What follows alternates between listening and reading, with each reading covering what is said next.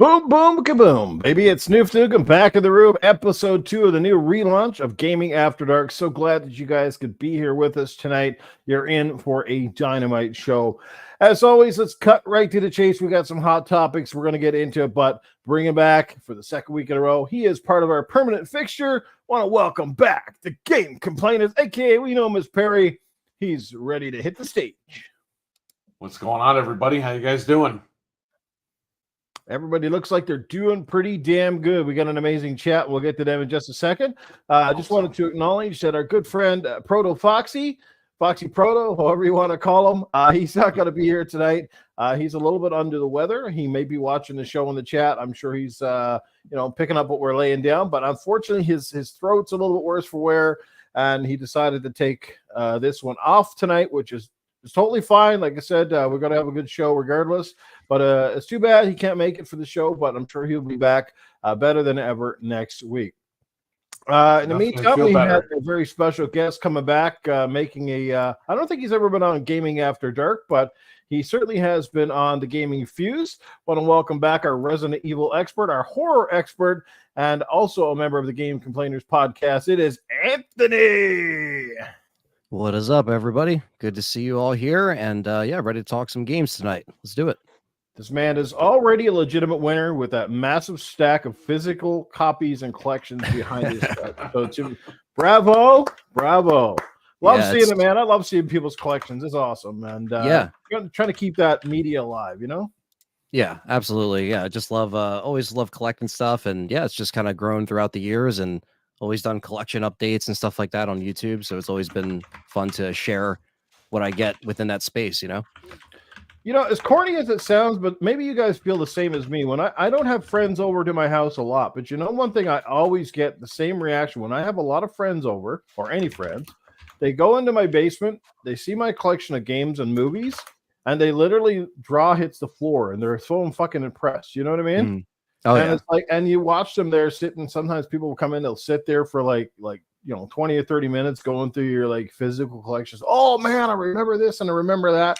And unfortunately, you just don't get that same reaction when you say, hey, yeah, I got 900 movies, but they're all digital. Let's scroll through them. You know what I mean? Yeah. It's almost like walking into a library. You're like, whoa, like, you see everything just spread out and you're like, all right, yeah, like you could check through genres. You could check through different, it's like, or like how it was in the video store, you would just walk around and see, different things. It's like all categorized. It's just kind of like, it's part of what, a thing like you said, it's kind of more lost nowadays, especially when it comes to like getting into older games, and the market has been wild with older games the past few years as well, where a lot of this stuff has just gone up, and it's just crazy to see it not only come back but just get really pricey on top of that, and it's it's just nuts, like things that you have that you're just like, oh, I spent $2 on it, has just completely skyrocketed or something, it's just it's kind of nuts.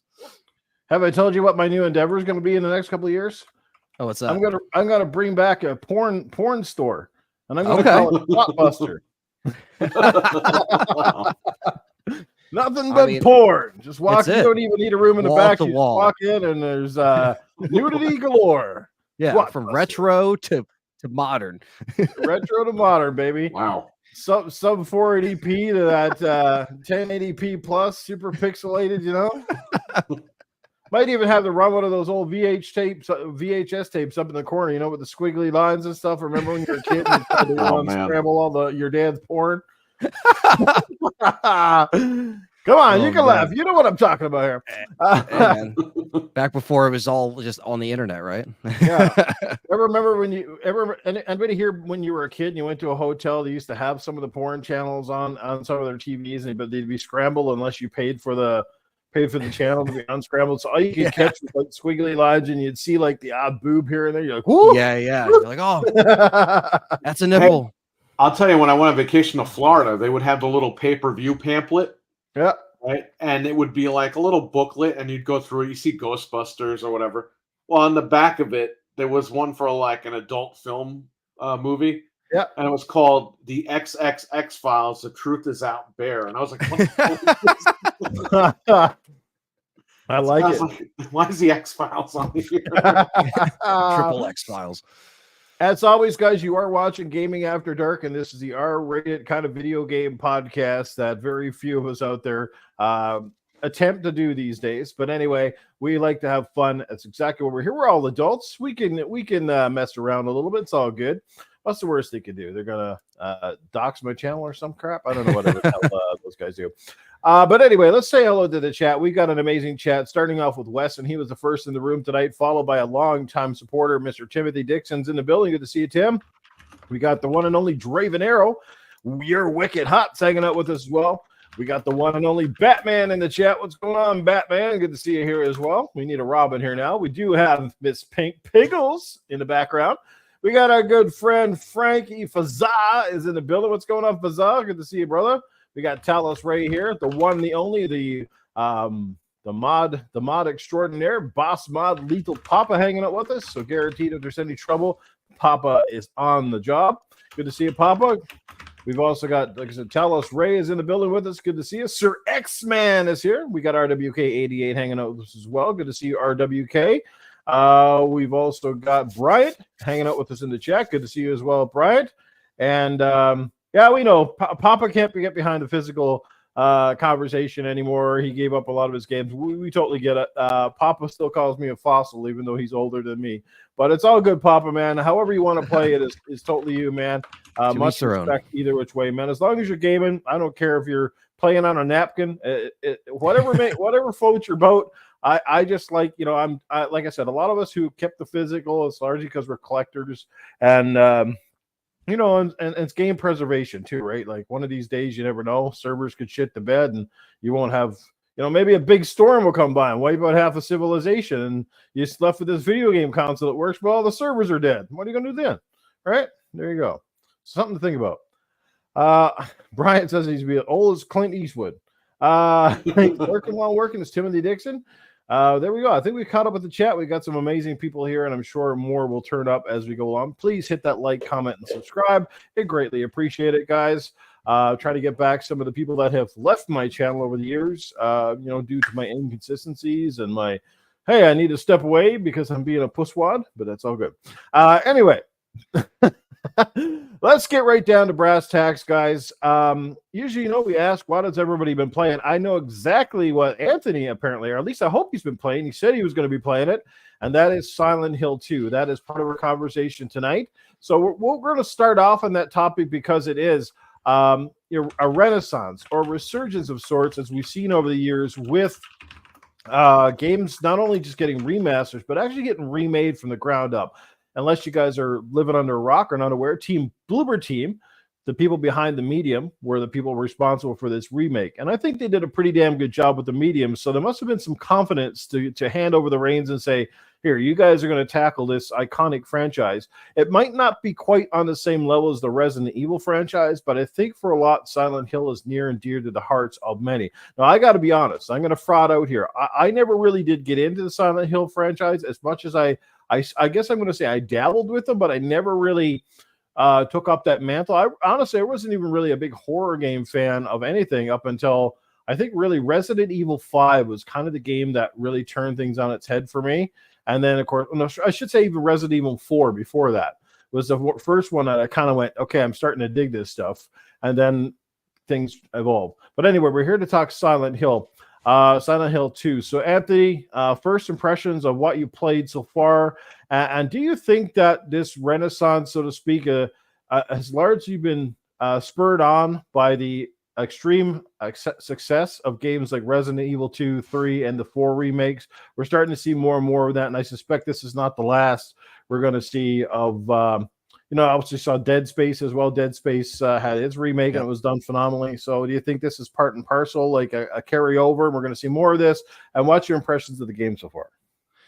Yeah, I definitely think this is going to be hopefully the start of Silent Hill coming back in a big way. It's really been dormant for a while, and when we saw their game plan, we were like, okay, let's see what they got. And man, I think that I finished it early today. I played it for about 24, 25 hours. And I will say that, and that was just for one playthrough, by the way. Wow. So you've already beaten it. Yeah, I finished it. Holy damn. Yeah, stayed up for well over 24 hours to play it on live stream. So it was fun. Yeah. Thank you to anybody who hung out in the chat to watch that. But I will say that, the only thing that I can really say that's bad about it is the fact that we're running into a lot of performance issues on the PS5 and PC, actually on both ends. I played it on the PS5, but apparently that's the main glaring issue. Now, going into this, fans were, coming at me on my channel about certain things about because I was trying to be positive about it. Now, obviously, Yeah. Blooper Team has a reputation. Some people weren't very, were very on guard with this one. And I will say that, I mean, after beating it and playing it, I would say that this is I think they did a really good job, man. This is something where I think people might not get it right away, but I think if people actually take their time and get into it, this is very solid, man. I think they really outdid themselves here, and I think they proved the naysayers wrong, in my opinion. This is a Yeah, for fantastic sure. remake from the ground up. I mean, this is they took it, they expanded upon it, they didn't cut anything. They changed the design of the chick that people were complaining about. They didn't Right. even say anything. They just kept moving forward. They did, all the enemy designs are there. The soundtrack is there. Everything, the atmosphere, it looks fantastic. It looks how a Silent Hill game should look on the Unreal Engine.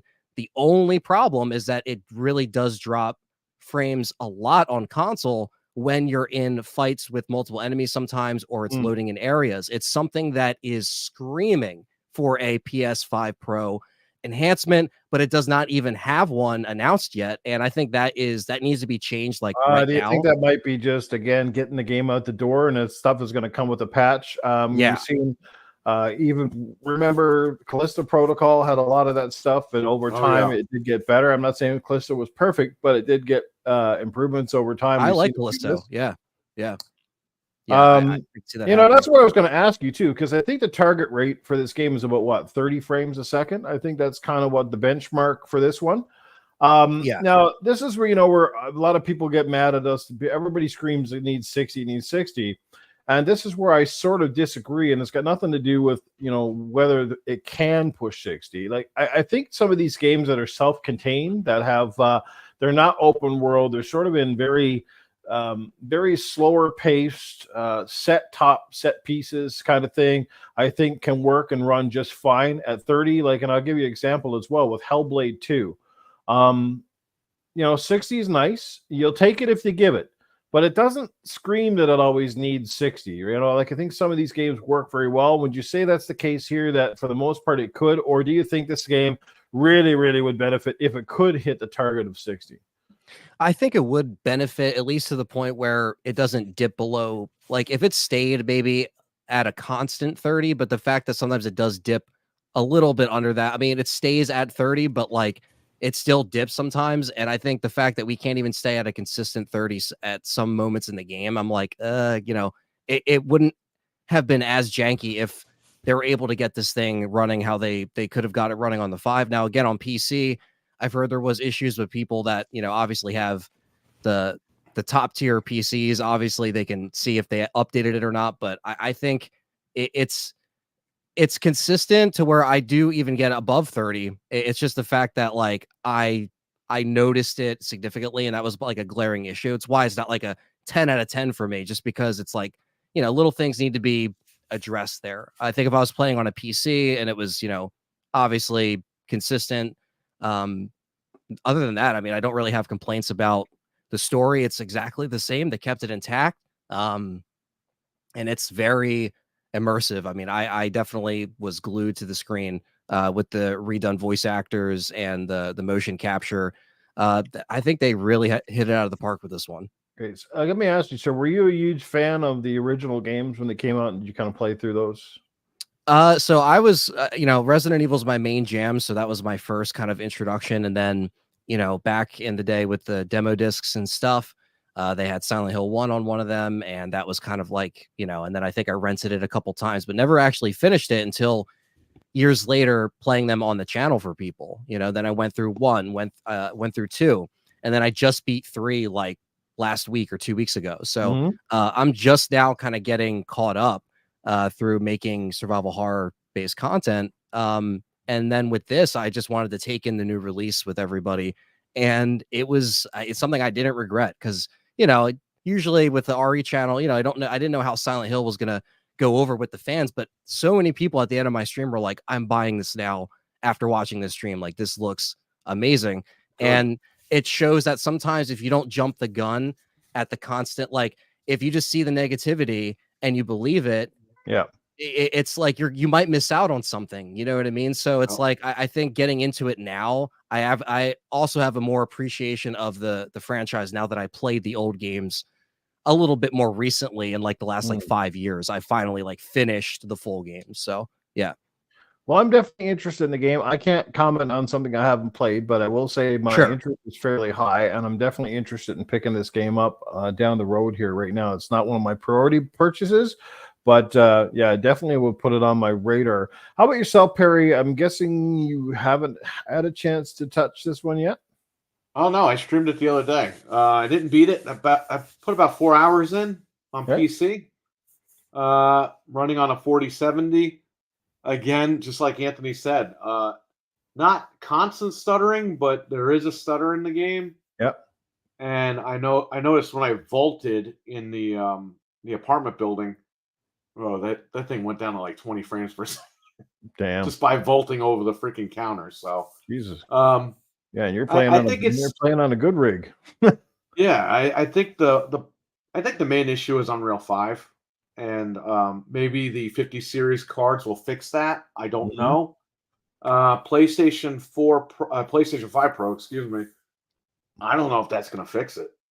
If it's an Unreal Engine 5 game, I don't know, man. The 4070 is more powerful than a PS5 Pro. So no, that's a good point. They go back in there and drop that resolution a little bit, maybe, but I don't know. I think again, I firmly believe that something that could be remedied to quite an extent with a few patches, and I'm sure now that it's out in the wild, more people will, pick up on these things and they'll have a chance to hopefully correct that course. But that's the problem, and I think that's with some of these games is that when some of these bugs are bad or frame rate is bad or what have you. It can often leave a very sour taste in some people's mouths, sometimes to the point where people play part of a game and they put it down and never go back to it just because they just can't tolerate bad stuttering and frame rates and clipping and every other thing that goes along with some of these games. So it's kind of a shame, like I said, that we're seeing so many games not hit certain benchmarks and targets, and especially with these consoles now, like pushing.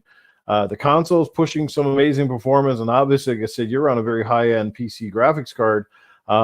It's kind of weird, like why there's still so much of this. You'd think by now that most devs would have, like optimization would almost be a thing of the past, where it's like less and less games would have bugs as opposed to seemingly more. Don't you think?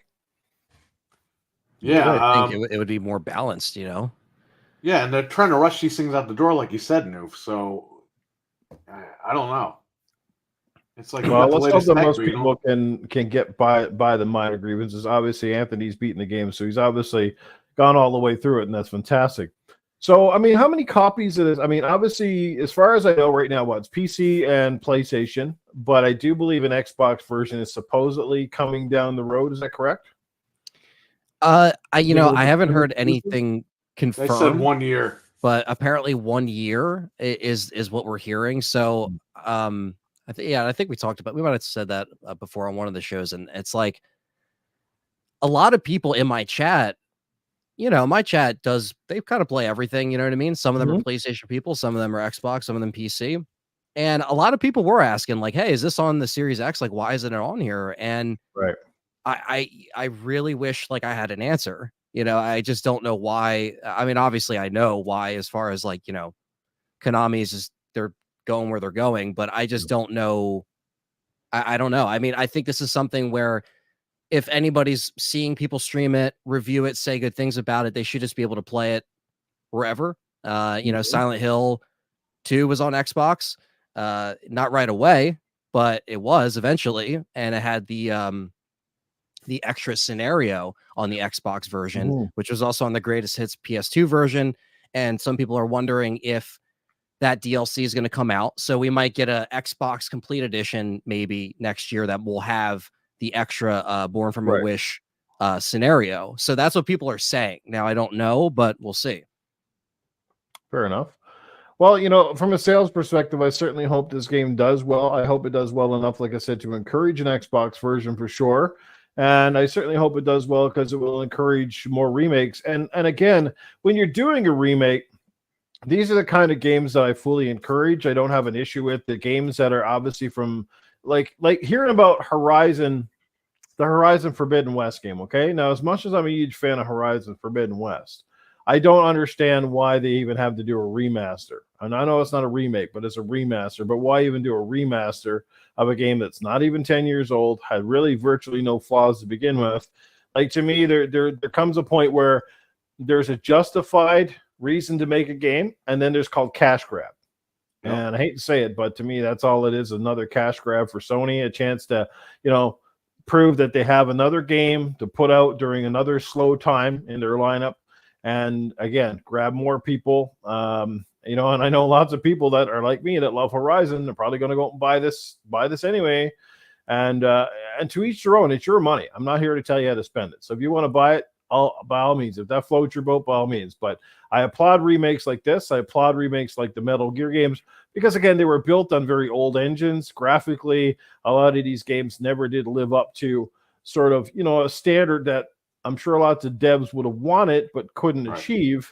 So to see, textures and detail and faces and really come to life. I mean, scary games back then were scary, but they're even scarier now that, creatures and effects and, the levels look so amazing. The detail is just off the hook, right? So I applaud that kind of stuff. I hope you guys feel the same.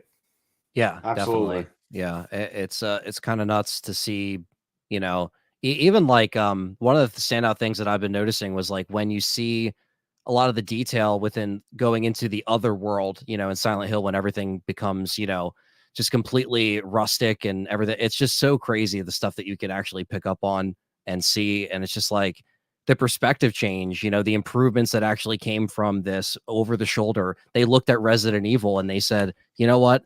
They're doing the over the shoulder thing now with the remakes. That's working.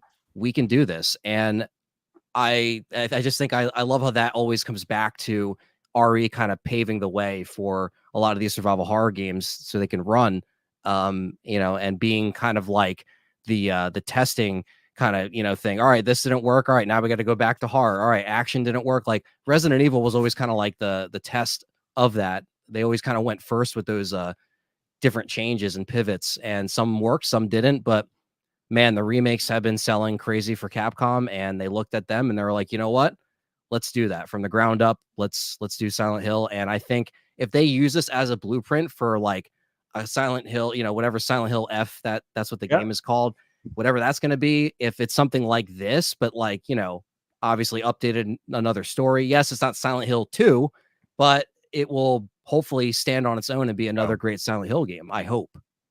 Which another, by the way, so it kind of reminds me that there is another classic game coming out here pretty soon that people certainly love from the Dreamcast era. I think it's called the Legacy of Kain collection, and it's getting a remaster. And it's fine. A lot of people have been asking for that essentially, but I'm kind of a little disappointed in that because it is older, and I think that would have been better if it was actually a remake as opposed to remasters. I mean, if you love those games, great, but missed opportunity, in my opinion, at least to make one of those games in the trilogy, obviously new. And there was a poll that's going around online. I think Colt Eastwood had it up. Which Silent Hill game would you like to see remade next? And I think the poll showed that most people are voting for number 1. Yes. Which is kind of weird that, we saw this with Resident Evil. They did number 2 before, and they didn't really go back and do number 1. I don't know if it's because they kind of remade number 1 several times in the past on different platforms, or it was just because I think in both games, if you look at the series, and you can argue with me here, Anthony, you certainly can because you're a massive Resident Evil fan, but I think for a lot of us, when we think of those franchises, the second game in Resident Evil and also Silent Hill 2 were like the pinnacle franchises. These were the games that took the original, the ideas, the concepts, and things that worked and brought them to extremely big new heights. Because I know a lot of people, when they finally started really digging into Resident Evil 2 or Resident Evil, it was with the second game.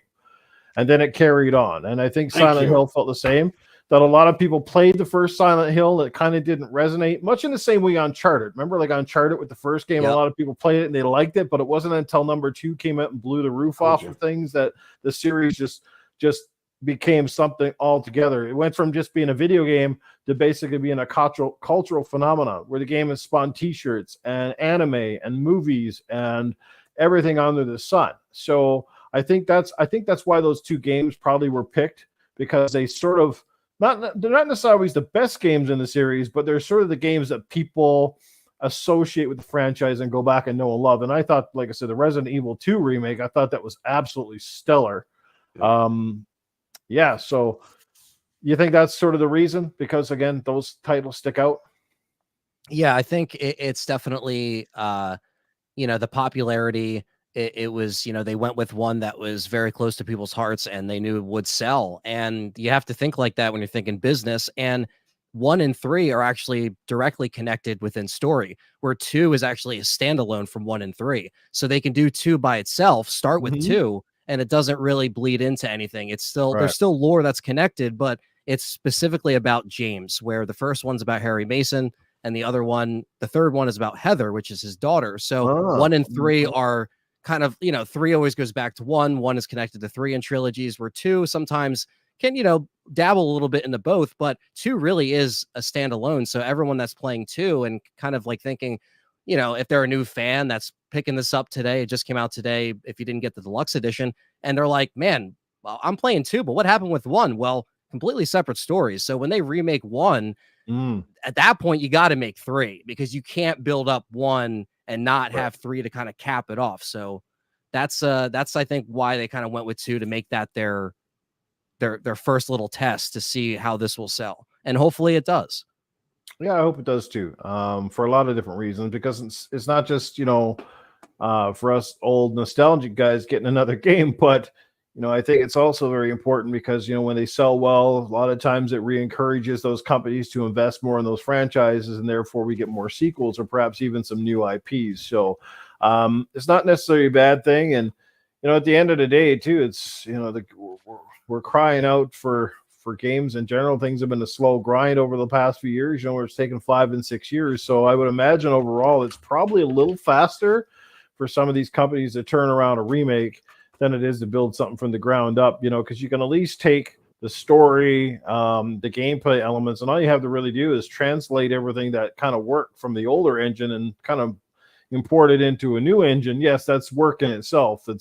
We're talking about 2 different beasts here. I don't even know what the original Silent Hill game was made on, what kind of engine it used, but yeah, like I said, kudos to them. Like, it looks pretty good. The reviews so far have been pretty stellar. Like, most of them are sitting up around 7s, 8s, some a little bit higher, some a little bit lower. It's kind of, we're not talking about Resident Evil 2 kind of reviews, but still, it's promising, and I hope that people are really enjoying the game.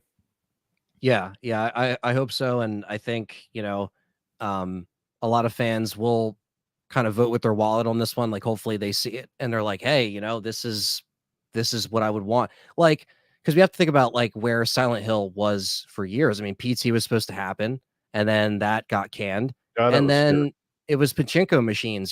So it's been dormant. So they really need to reestablish what Silent Hill is. And the best way to do that is to remake something that that people are going to be interested in to check out. And I think that's why them doing something like this is a real good response. And I know they have like the movie they're shooting right now, which, live action, whatever. The Silent Hill F, game, we don't really know much about. We know like a little bit, but they really have to make sure that they're calculating their moves pretty well, because the fans, literally the last game was Downpour, that was like mainline, and that came out in like 2012, 2011, maybe 2012, I think. So it's been a long time, so I think the fans deserve to have something like this that is a good piece of history, that is, remembered. It's not gutted. It's not chopped up. It's not censored. It's all there and more. I mean, it literally took me 19 hours to finish the game. 19 hours, where the original one you can beat in 5-6 hours, maybe 8 if you're someone like me who doesn't really know their way around Silent Hill like I do an RE game. So I think it's worth the money if you're a survival horror fan. I don't see why not, you know. That's awesome. So it's not just the direct copy and paste, more or less. It's, you know, they've added some stuff to it. Certainly have made it worth the while. Yes, absolutely. And I can't remember, is this a full price game, or is this game coming in at sort of like under the retail marquee? It is a full price game. You know, if you spent a little bit more, you got the deluxe edition, you got to play it Sunday. I played it on Monday into Tuesday. And so that's why I was able to finish it when I did. But I mean, again, it took a lot, but it was good to like take my time, go through it. And it was almost like playing it for the first time. And I think the improvements literally can make, and might be controversial, but I think it's even better than the original in many ways because of how they were able to improve the melee combat. It is very similar to Callisto. You played Callisto, right? So you know how you hit, dodge. That's there. I mean, you're not going to get ammo through every corner. You're not going to get health through every corner. The enemies are a lot more harder. And even on standard mode, I was struggling. So the game is like really amped up and intense, and it's not messing around, man. So it's a really good reentry, but just know that, yeah, it definitely is a challenge. So, how are the checkpoints or save system in that game? So you can manually save, and then there's also auto save between rooms. So that's a godsend for like just any, you don't have to worry about saving all the time. And it's just like Resident Evil 4 Remake, where it just saves as you go through the rooms. RE2 is the same way. If you went on harder modes, it would change. But yeah, so it's pretty friendly with that. And you can also turn on puzzle hints. You could turn, there's a puzzle mode and a combat mode when you start the game. You could choose how you want. You can have all the puzzles tell you the hints and stuff like that. If it just depends on the type of player you are, but the accessibility options are actually pretty in depth, which I like. Okay. So what's your favorite thing, Perry, about the Silent Hill franchise in this game in particular? Do you have anything that sticks out to you that's just you really love? You know, I beat the first game on PlayStation 1 back in the day, like 1999 when it came out. I love that game. The second one I tried to get into, but the controls and stuff and the camera angles I couldn't get into the game. Playing this remake, I'm totally into the game. I think it's really good. Like I said, I put 4 hours in. Have to finish playing. It is harder. It's a harder game.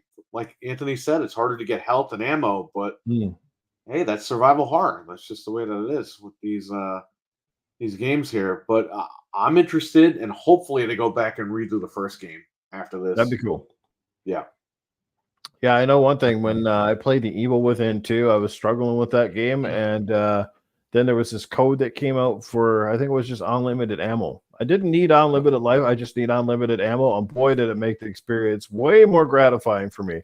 I know for some people, they're like, yeah, I like the original, when ammo's scarce and it adds to the, I don't know, I guess it adds to the tension. And I definitely agree with the statement. But at the same time, like, to me, it's just like, yeah, give me a gun with more than like 5 fucking bullets in it and let me just rock. You know what I mean? And I was just like, man, it just changes the game. It was just such a godsend. Like, no, I don't have to constantly look for ammo. I don't have to figure out which gun I want to save and which gun to toss away and put it in a crate and come back later on. You know what I mean? All that sort of stuff. Because I think that was always one of my most frustrating parts about Resident Evil, was always that, putting stuff in the crate and having to get the bags to get more spaces for your stuff and all sort of that inventory management system that they had going on, which used to, and then of course the knives that would break and all of those sorts of things would just absolutely piss me off. Like, can anybody build something that doesn't break constantly? You'll like Silent Hill because that lead pipe, it never breaks. So you could just be like, boom, but like it's constant. That's one thing I like about it is that like they didn't,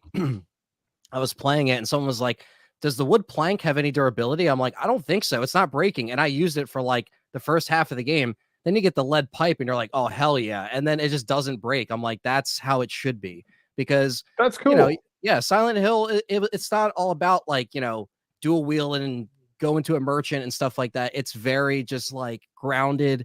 It's not Resident Evil. You know what I mean? There is going to be 90 locked doors and 10 of them are going to be unlocked. That's just the way Silent Hill is. It's not, it was trying to be a little bit different. It's the map system is very easy for you to, navigate, even though you can still get lost. Things look the same. Some things like in certain areas do look similar, but the map is your best friend in Silent Hill. And because he marks stuff down, he marks down all the locked doors, all the doors, the points of interest, and as you go on easier modes, it's more lenient with that. So I think if anyone struggles with it, getting into it, just drop set difficulty, or like you said, if they come out with like a limited gun that you could just buy from the start, because Resident Evil does that. Some other games do that.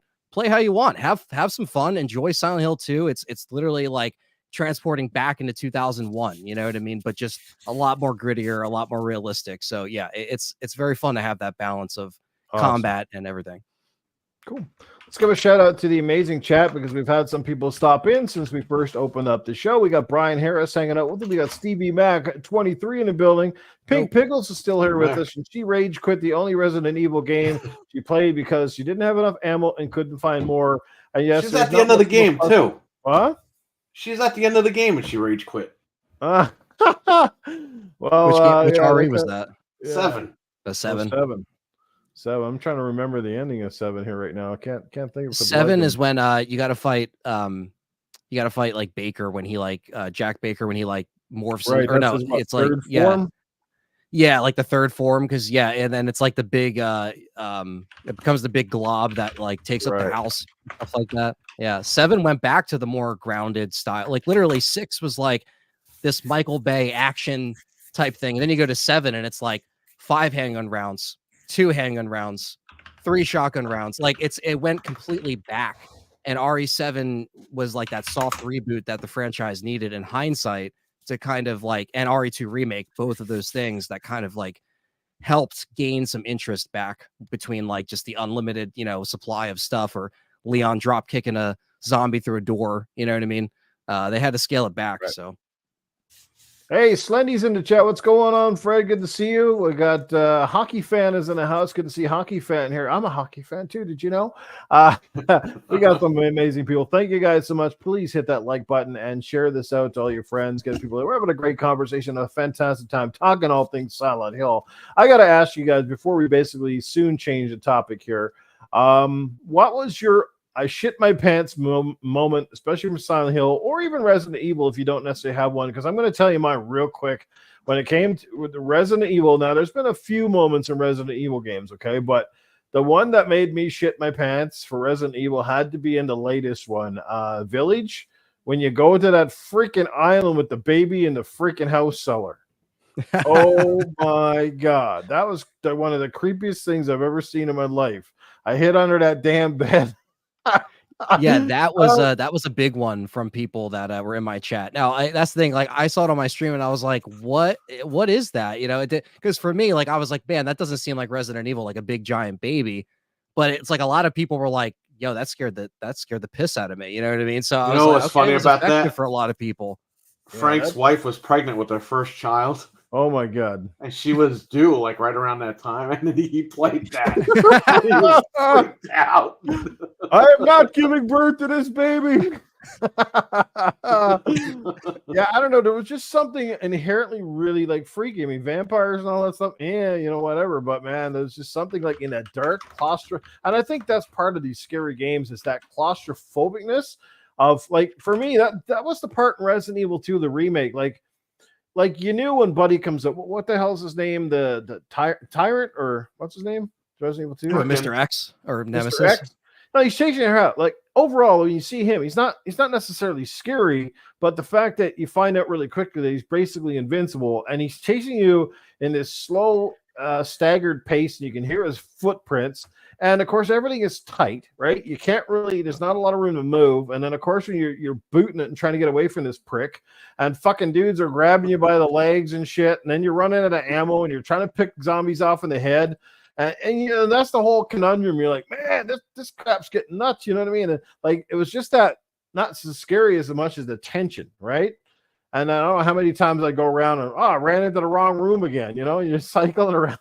Yeah, Mr. X was they redid him in such a great way in RE2 remake. They really did, and man, I'm trying to think of like it looks like Dolph Lundgren. Yeah. Look at his face; looks exactly like him. I would break Yeah, the you. baby was freaky. I mean, everybody has their moments. I'm sure. I mean, the whole Resident Evil 7 game was pretty freaky, just because it changed the nature of the game from third person to first, and it was semi grounded too. Like that whole house right at the start, like that almost felt realistic. Like that felt like something you could almost walk into in real life. Very and then Texas meet a family. Chainsaw, very Right? very very like American movie based. Japanese love looking at like American movies and are like, how can we implement that? And that was like, dude, they killed it. Yeah, that They was killed it. wild. Yeah. Just how the game started, sort of that slow burn, but the intensity, and then it kind of ramps up, and then it gets. Yeah, that was a crazy game. That was a crazy game. And I playing that shit in appreciated it VR, more. man, holy man. Yes. So that's exactly what I was gonna say. Sorry, my throat's a little messed up from streaming for 20 something hours. The VR, when I played RE7 in VR, that's when I got it. I was like, okay, because when you played in VR, you're like, okay, this is why all of these scares, like Mia jumping up the stairs and like all the little things, you realize why that's there. And I was like, okay. And I, got the VR from Perry and I streamed it and I was like, okay, now I get this, like why this is like, why people really appreciated this. Cause I wasn't playing it in VR for like, I don't know, the first like what 3 or 4, like I don't know, 4 years it was out. I just never played the VR version. I still don't have a VR 2. I'll get one when the price goes down, but I really want to see RE4 and Village. Like obviously that's like I have to play those two if I get a VR 2. So eventually I want to do that and check it out. Oh, 4-man in VR is unbelievably fun. Yeah, I can't wait. It's hard to even go back to it regularly after playing VR, just because it's just so wild. Yeah, I'm excited, man. They just gotta drop that price. I know it has dropped a little bit, but yeah, I saw someplace had it on the other day. I think it was almost like half price off. It was a crazy deal. And some people are even selling theirs now. Like, say, if you can, find one that's in decent shape that probably doesn't have earwax on it or something. You know what I mean? Yeah. But thank God. yeah. Nobody. During COVID, nobody wanted to take those in back then, eh? No. These things are off limits. They're full of germs. Yeah, Para is like, I'm not taking that crap. Yeah, even before I've been more worried about bringing me stuff like you said with earwax on it. Yeah, it's like I'm not taking this. We're not getting fungatitis over here. Yeah, at least controllers you can like clean, but stuff like headsets, it's like, They bring people will have their old consoles in their attic, and there's dust and stuff all over. They'll just bring it with the dust in the box. And then the controllers, I don't know why they got like dog hair on the controllers, like the analog stick. And I'm like, I have to clean this. I started wearing gloves from now on when people bring stuff in. I want to trade my stuff, and I get the gloves out, and I just sit there and I wait. So, gross. Oh man, Fred, what are you talking about? I don't know who you've been watching, Fred. I don't bring my PSVR 2 into the washroom with me. Shoot my balls in VR. Oh no. Sorry, I kind of interrupted you guys. What was the big scary moment for you guys? What was the kind of done you in a little bit? Trying to think. I think one of the things that always stuck with me was with Resident Evil Remake on GameCube back in 2002, and it was before I even unlocked the Lisa Trevor door, you hear Lisa Trevor behind the door like moaning, like just kind of like this groggy moan, and you're just like, what is that? You know what I mean? Like she was I didn't know what it was. And you play the original, she's not even in that game. So I was like, what is that? And then the Crimson Heads in Remake were also terrifying back then because you had a zombie that would actually pick up a lot of speed, which again wasn't in the first one. If you didn't burn the zombie bodies in Resident Evil Remake, they would come back. So it was almost like you had to make sure you had kerosene to burn those bodies, because if those Crimson Heads popped up, they were going to be fast and they're going to chase your ass, and they could actually break through doors. I remember that being a thing that kind of freaked me out because the graphics are more realistic. It seemed a little bit more serious, and I was like, holy crap, they're actually, they actually have to make this a little bit different, and they did, and I think they did it in a very good way. And that's still my favorite remake of all time. Oh no. Barry won't be able to GameStop look would at love the that. trade-ins the same anymore. Hey, do that to GameStop. Don't do it to places like yeah, do it to GameStop. They love it over there. Put GameStop through that stuff. They'll give you extra credit. Yeah, exactly. They'll give you the extra 20% for the crumbs. Yeah. Oh man. All righty. How about yourself, Perry? Anything that kind of made you stand up, hair stand on from those games, especially the Silent Hill series? Not really. So for Resident Evil, it wasn't really jump scares or anything. But it would be like after you're done playing. In Resident Evil 1, there's a cutscene where you go to open a door and it shows the zombie walking down the stairs from first person. And it's like when you're done playing the game, it's nighttime. And then you have to go into other rooms in the house and all that, and you just think about that. You're like, oh crap. Right. What if I open the door and something is behind there or something? It's just it's the after effect for me. It's not the jump scares, but it's the after effect. Sometimes I get like I'll play a game, like a scary game, and I'll be like, yeah, I'm not gonna turn the lights off tonight when I go to bed. I'm just gonna leave the lights and the TV on. Yeah, could you imagine if you were like in a hospital somewhere, like, and it was like foggy outside, and the lights were kind of dim, and then this nurse starts coming down the hallway, and she's kind of like dragging her legs and stuff. Yeah, it's like all crooked, like walking. You're like, walking all crooked. Sorry, my arthritis is really bad. You're just like, I ain't getting the hell out of here. I gotta stay out of this hospital. Yeah, it's like, like there's so many like just iconic moments from a lot of these horror games, and I just think it's cool because you're experiencing it, and now with VR, I mean, it's even crazier, like because it's just so like immersive. And that's the one thing where like I'm curious to see if they're going to continue like with RE9, let's just say if it gives you an option for VR, even if it's not first person, because it just seems to go over so well, because it's something you can do in a world like Resident Evil with like you're getting chased or you're shooting down people. Like it has like some kind of just, I don't know, there's something about it where I think they can really make it effective with the horror elements. They don't really have a lot of, like there was the Until Dawn VR game and stuff like that. But like a lot of it's just like, I think there's, well, I mean, I don't want to count the Paranormal Activity one because I don't know how good that one was, but I wish they just focused more on horror VR stuff too, because I think that would be really good for something like a PSVR where, we don't really need, I mean, Horizon VR, sure, but like we don't need 1,000 of them. Like do one and then maybe show us some other horror stuff, not just RE, but like, and that's, different stuff. And that, when people kind of rag on VR, and to each their own, I mean, I can understand in some ways why some people just don't like it. Yeah. But sometimes you have to ask, have you actually sat down and played one? And have you sat down and played a good VR, long enough to sort of get adapted to it, right? Because a lot of people on the first impression of VR, maybe they play the wrong game, they play the wrong demo, and they kind of come away going, oh man, it kind of made me nauseous and blah, blah, blah. Yeah, and there are certain games that do that and do that better than others. They kind of get you going. But I think there's a certain level of adaptation with VR, and your mind, first of all, it gets pretty warm with the VR headset. I don't know if anybody knows. So there's that, and it's just some games are different than others. Some games are really good, some games are a little bit less, but there's lots of adjustments, and especially now, like I said, with the new VR, like PSVR 2 is a landslide better than the original, right? It's largely because the lenses are much higher quality. The headset again is still light because again all of the heavy parts of it are in the PlayStation. It's not like any of the Oculus stuff where it's all built in the headset, so it adds a lot of weight to your face. PlayStation VR is actually quite light and very comfortable, so that's a good part. But sometimes, like I said, it gets a bad rap.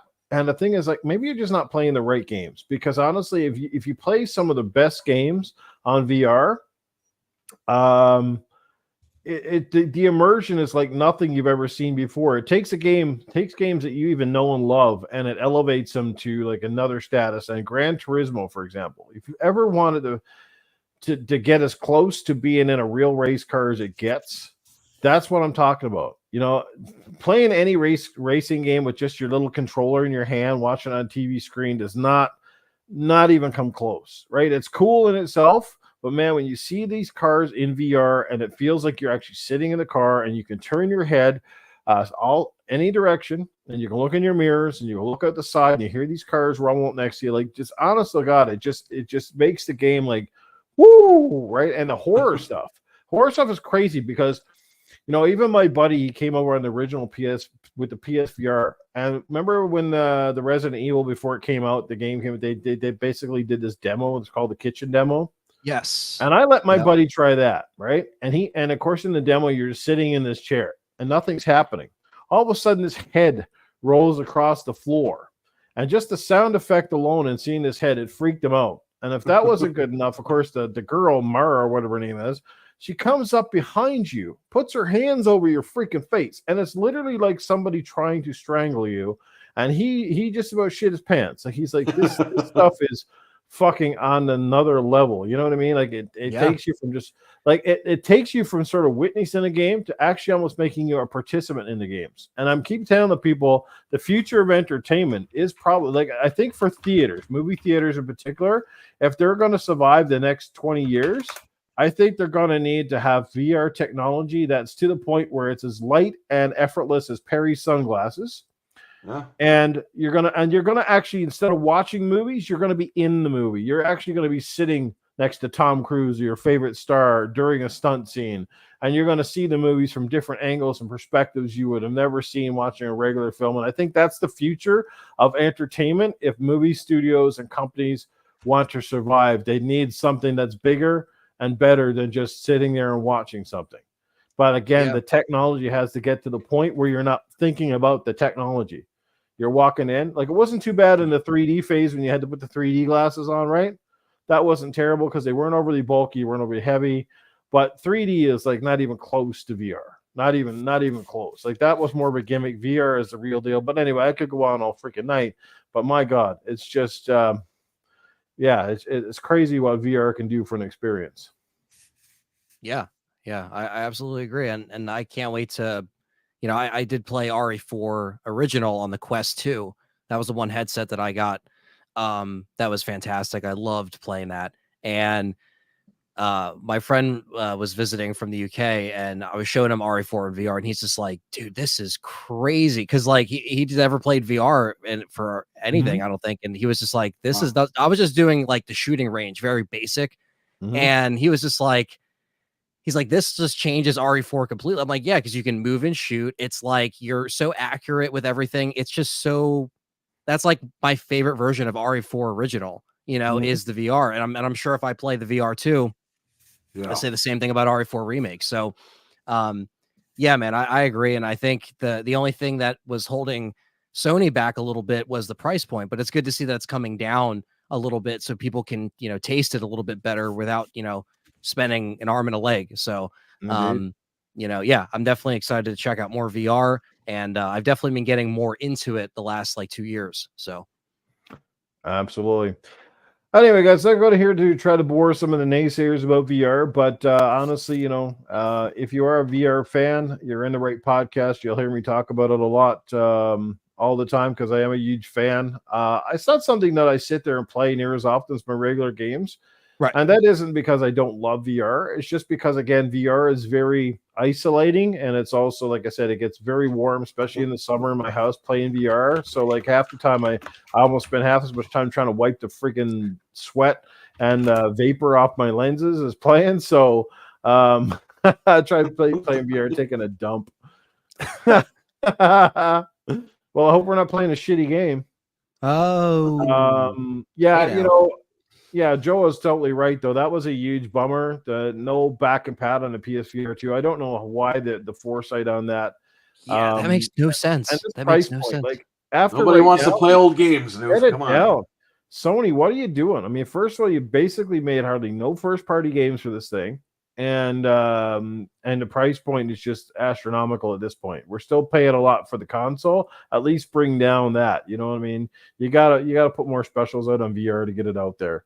and it's good for your developers too, because I mean they want to sell games and they can't sell nearly as many copies of a game if there's hardly any of these out in the wild. So I don't know, man. It baffles me. It's like they put so much money into this shit and then they don't support it. It's crazy. Yeah. But anyway, I don't want to get on another tangent, but yeah. No, I agree. I definitely agree. I think they gotta step it up. I know they showed a little bit more VR games in the state of play. They did. But you know, there's my God, Hitman in VR is going to be awesome. Yeah, that looked good. Yeah. Can we get a Titanfall 2 in VR? Am I the only one? Sit inside the Titan. Wouldn't that be wild? They just feel like you're actually in the damn thing. Yeah, just call it Titanfall VR. Just call it that, and just have it, be a thing. There's so much. I feel like the possibilities are endless as the technology is like moving with these game ideas or franchises that can easily be adapted into a VR hybrid. And like you say, there's some genres that lend itself very well to the format, and some maybe not so much. I mean, driving games are kind of like it's a no-brainer, right? Yeah. Oh yeah. Certain action games don't work quite so well.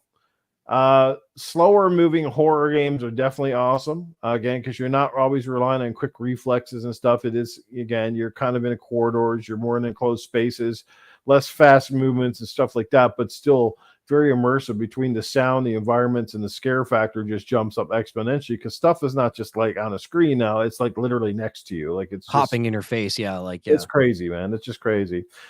Speaking of sort of horror games, and I guess it is to some degree, and this is some great news coming from Sega. If you guys didn't see it on the Twitter, as they have announced, there is a sequel coming to one of the best games in the last decade, and that is Alien Isolation 2. Yeah. Yeah, I'm excited. I'm radar beacons. Yes, that is speaking about a game that should be on VR. I know they do have an Alien game coming to VR, but I don't know why they didn't, they should. I know it's just announced, but they should do a VR version of Alien Isolation 2. Because I played it 10 years ago, really enjoyed it, and a lot of people want to see me play it on my channel, and I might have to give it another go because it's been about 10 years since I played it. So, it was a very challenging game, but it's definitely the best Alien game I've ever played. So, it's cool to see a sequel. I think it did it so well because the first person view, for first of all, every other game was sort of a third person. Well, there was some first person, but it's just the nature of that game as being so isolated, hence the isolation in the name. And just the sound effects, like that was a game that used sound immediately. Like you had every little thing, like when the grates were rattling or something sound, you're like, oh shit, is this thing around me? It was such they used atmosphere amazing. And most people can tell you the best horror movies and the best horror games are more about the shit you don't see as opposed to the stuff that you do. Yeah, right? No, that's a very good point. And especially when you would be walking and you would just hear the alien drop. You just hear the click of the feet and you're just like, oh no. And you would just have to immediately hide. There's just something about that works so well. And I think they definitely realized that they kind of captured that. And I don't know if they're going to, I don't know what they're going to do with the story. We don't know. It's all early, but I think they can make it just as immersive now, just on an updated engine. Again, it might not be right away, but maybe do a VR version, have that as an option. Even VR aside, just make it good. Imagine how creepy that game would be in VR when that thing gets up in your face. Oh man. And maybe that's kind of what they're going for with like this other, I forget what it's called, Alien something for the PSVR 2. But like, Isolation was just it was a tough game as well. It was not a short game, and it was very tough. Like I remember the androids in that game, the working Joes would piss me off so much because they were they would literally like stockpile androids, and then the alien would just come down while you're trying to kill the androids, and you're just like, I have to be quiet, but if I'm loud, like she's gonna hear me and come through the vent. Like it was definitely a very intense experience, and I think this is definitely worthy of a sequel. Did anybody remember playing Alien Isolation when it first came out because they had Connect functionality in it? And apparently the Connect would pick up your voice, and if you were too loud or somebody in your house was loud, the alien would hear you. That's awesome. I didn't actually play it with the Connect. I know that. Yeah, when it came out on the 360, I think it was they had Connect functionality. That was part of it. So if anybody was Wow. talking around you or got too noisy in your house, that fucking thing would hear it. I was like, that's wild. It's like, quiet You'd down, the never alien's leave gonna hear house. me. Shut the Yeah. fuck up. I'm playing isolation. Yeah, crazy. Anyway, glad to see Sega is definitely coming back in a big way, as Bryant says in the chat. What's going on? The legendary Yobi is here with peace, love, life.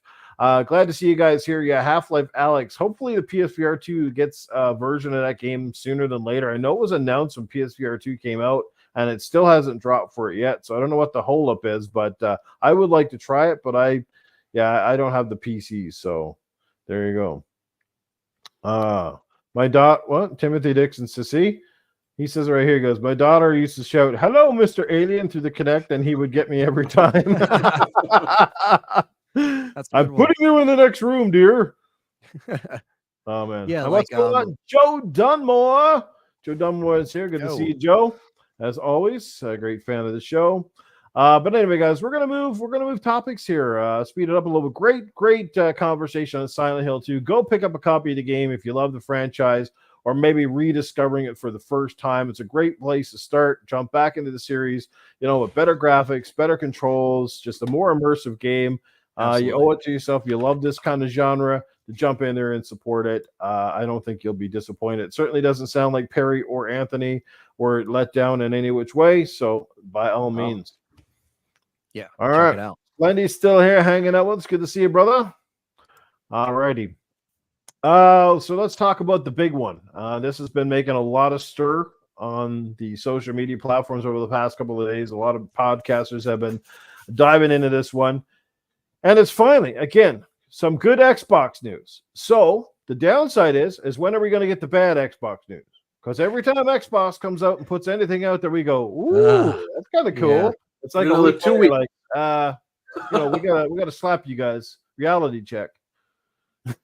Yeah, it's literally like, I'm kind of like just waiting now, because I'm like, oh, okay, yeah, this is, and good Halo news of all things. It's like,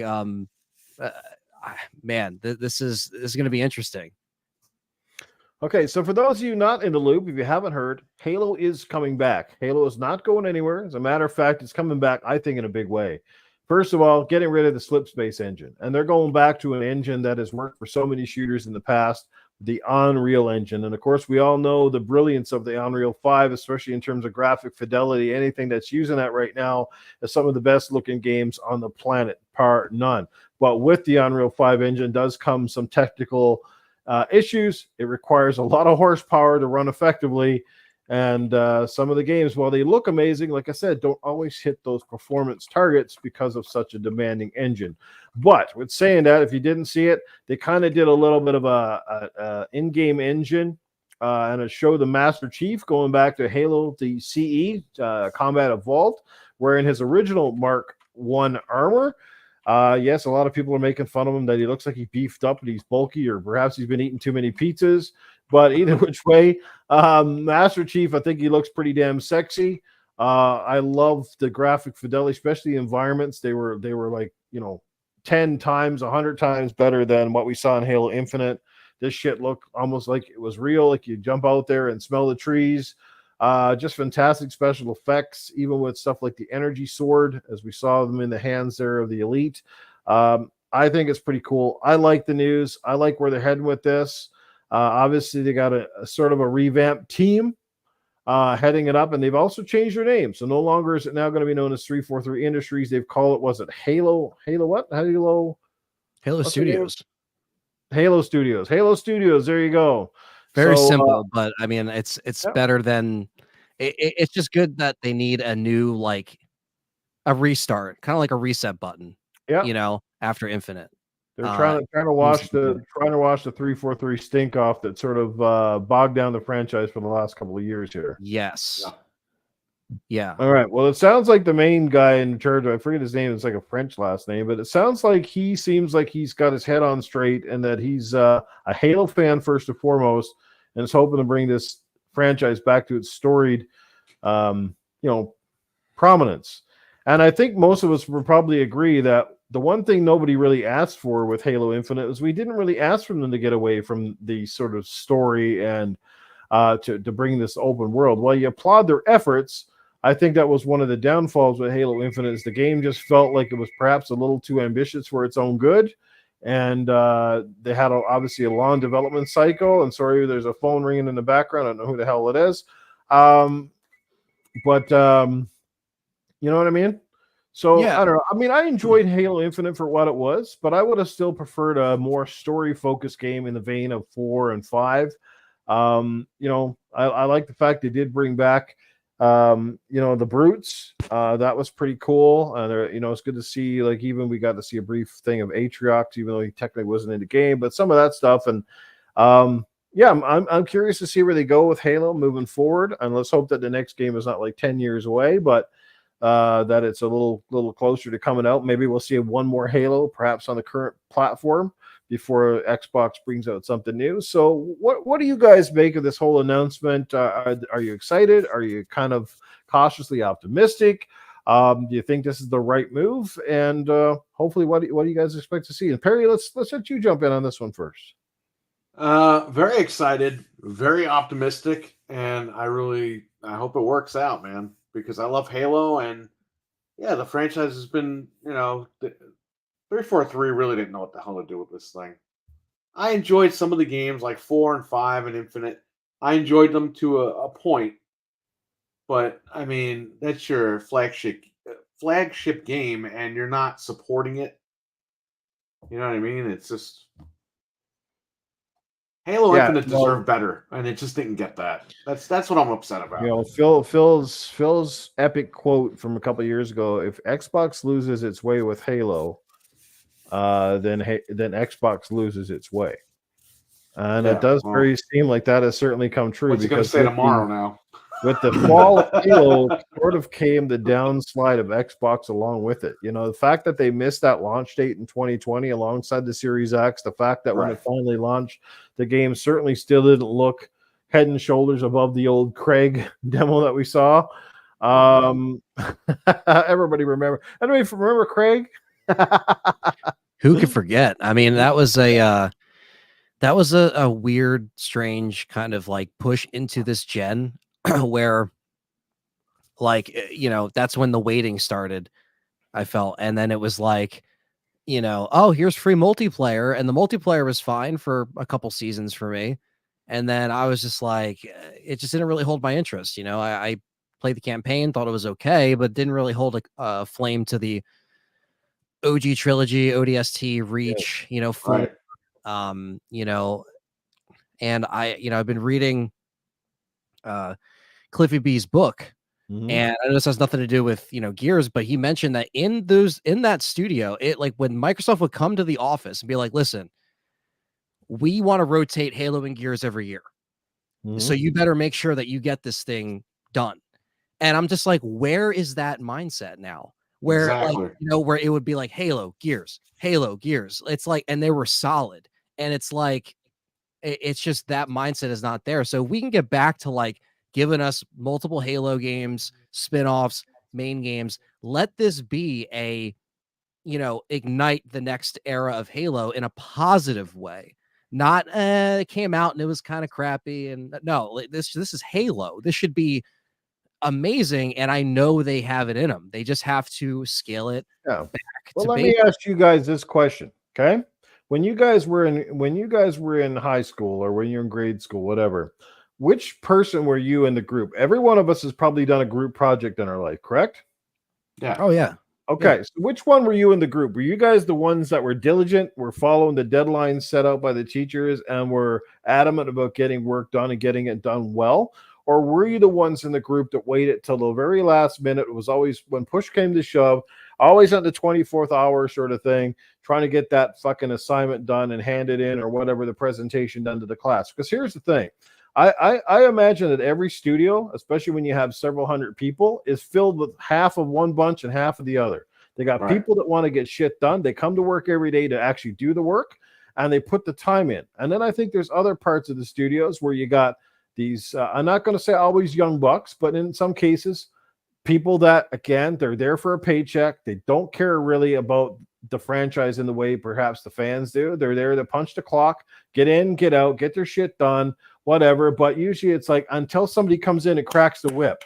And you said Xbox used to sort of have these firm deadlines. It would kind of set these things for their studios back in the day. There was sort of sense of answering to somebody, right? Answering to some overhead, and it wasn't a pleasant story if you had to come in and keep saying, we're missing deadline, we're missing deadline. Well, what's the constant denominator that Xbox has constantly had over the last few years? And it's even more prevalent now because they need content for Game Pass, right? And all these games keep slipping. So what is going on? It's either, there's a couple of things that I say. It's either the studios that Xbox has under their umbrella are extremely incompetent, that they don't know what the hell anybody's doing, or they got bad leadership, or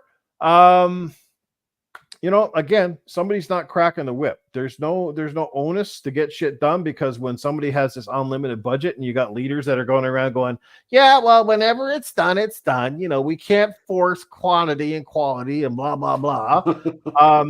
There has to be someone that comes in, like you said, and cracks the whip from time to time. And it's like, you know what? If you don't do it, you don't get the job done, you don't fulfill your agreements here, out the door you go. We're going to find someone else to get it done. Simple as that. What do you think? You can go ahead, Perry. I'm kind of off fucking tangent here. I think I went on to a whole new ball game here. But no, I think it's still in the same kind of wheelhouse, because we want to see these games kind of have, that love and care that go into, especially it's Halo. I mean, it's a big, it's literally like they wanted to sell consoles back then. Like, because I remember when Gears 1 came out, they're like, they told, in the book he was mentioning, they're like, yo, they got another year till Halo. You need this thing November 06. We want Xboxes and Gears under the tree. Like that, like they were firm. That was legit, because I worked at Best Buy. We had random people coming in business suits. Hey, I want that new chainsaw game with the Xbox. And we sold like 12 Xboxes that day. That's with all Gears it took. of War. Yeah. We had randos. Like, these weren't gamers. Yep. These were people that saw the trailer online, and they said, yeah, it came out today, I heard, right? Can I get that? Right. Yeah. I was like, yeah, okay, no problem. And it's like, why can't we have an Unreal Engine Halo that people are like, yo, where can I play that? I want that game right there. It deserves it. It really does. I just think that, like, why are we always going back to MCC? That's great. I love the old Halos, but we need something that is like new, refreshing, that we're like, yo, we got to get on and play that tonight. Like, we got to play that, right? Oh, new maps. We got to play that. Like, where is that urgency? Where's that excitement with the new Halo? It's not there. And I think that, like, hopefully with this next Halo, this next Gears, Emergence Day, like, hopefully there is this just next era of these IPs that can also bring in new people, sure, but make the veterans happy, bring in new people. I mean, this needs to be Halo's ace in the hand. There's one thing about Halo that to me kind of went wrong with Halo, and you might agree with me when I bring this up to you guys. And I love Halo, right? But we all have our favorite game in the Halo franchise, and that's true of any other shooter as well. Everybody has their favorite Call of Duty. But if there's one thing that stands out with Call of Duty as opposed to Halo, it's like every Call of Duty game plays relatively the same as the last one. If you have an M4 in one game, it basically looks and shoots like the M4 in the next game. Do you know what I mean?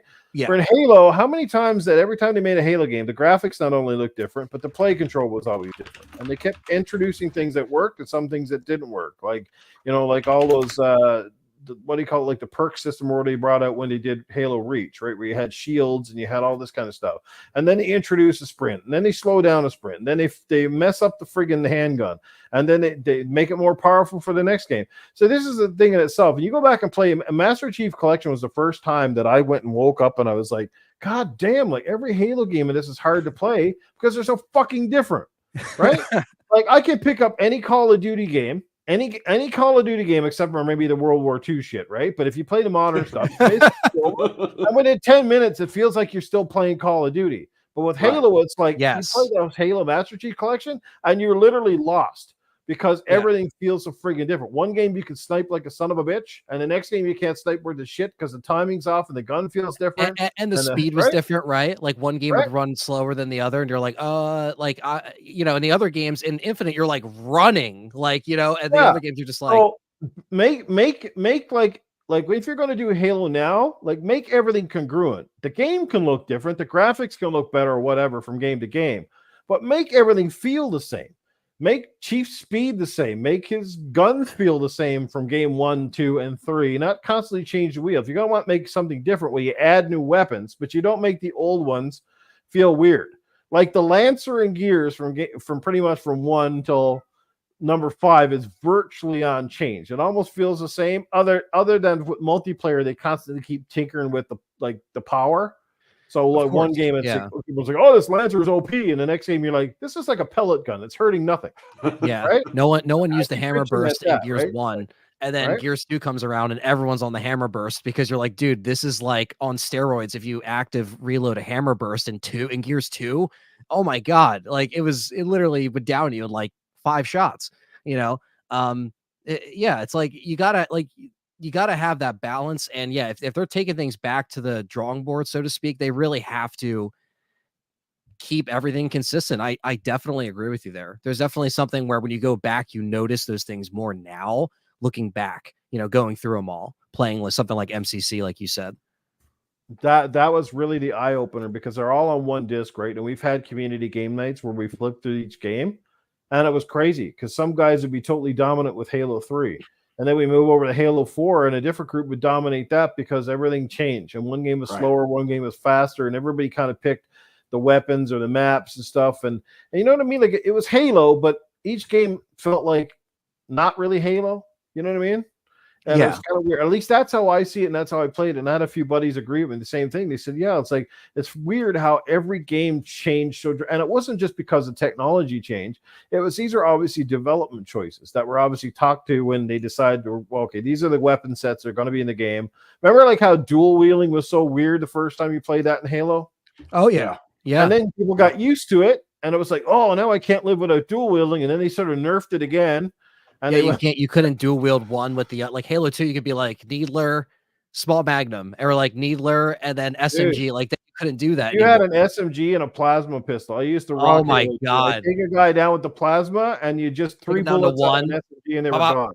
And none of my friends could understand why I was doing so good with it. They're like, "Holy fuck, you're amazing!" It's like, dude. That's like, I can't believe you guys are so dumb. Like, this is a wicked combo. I just take down your shield with the one shot, and then I just finish it with the next. Crazy.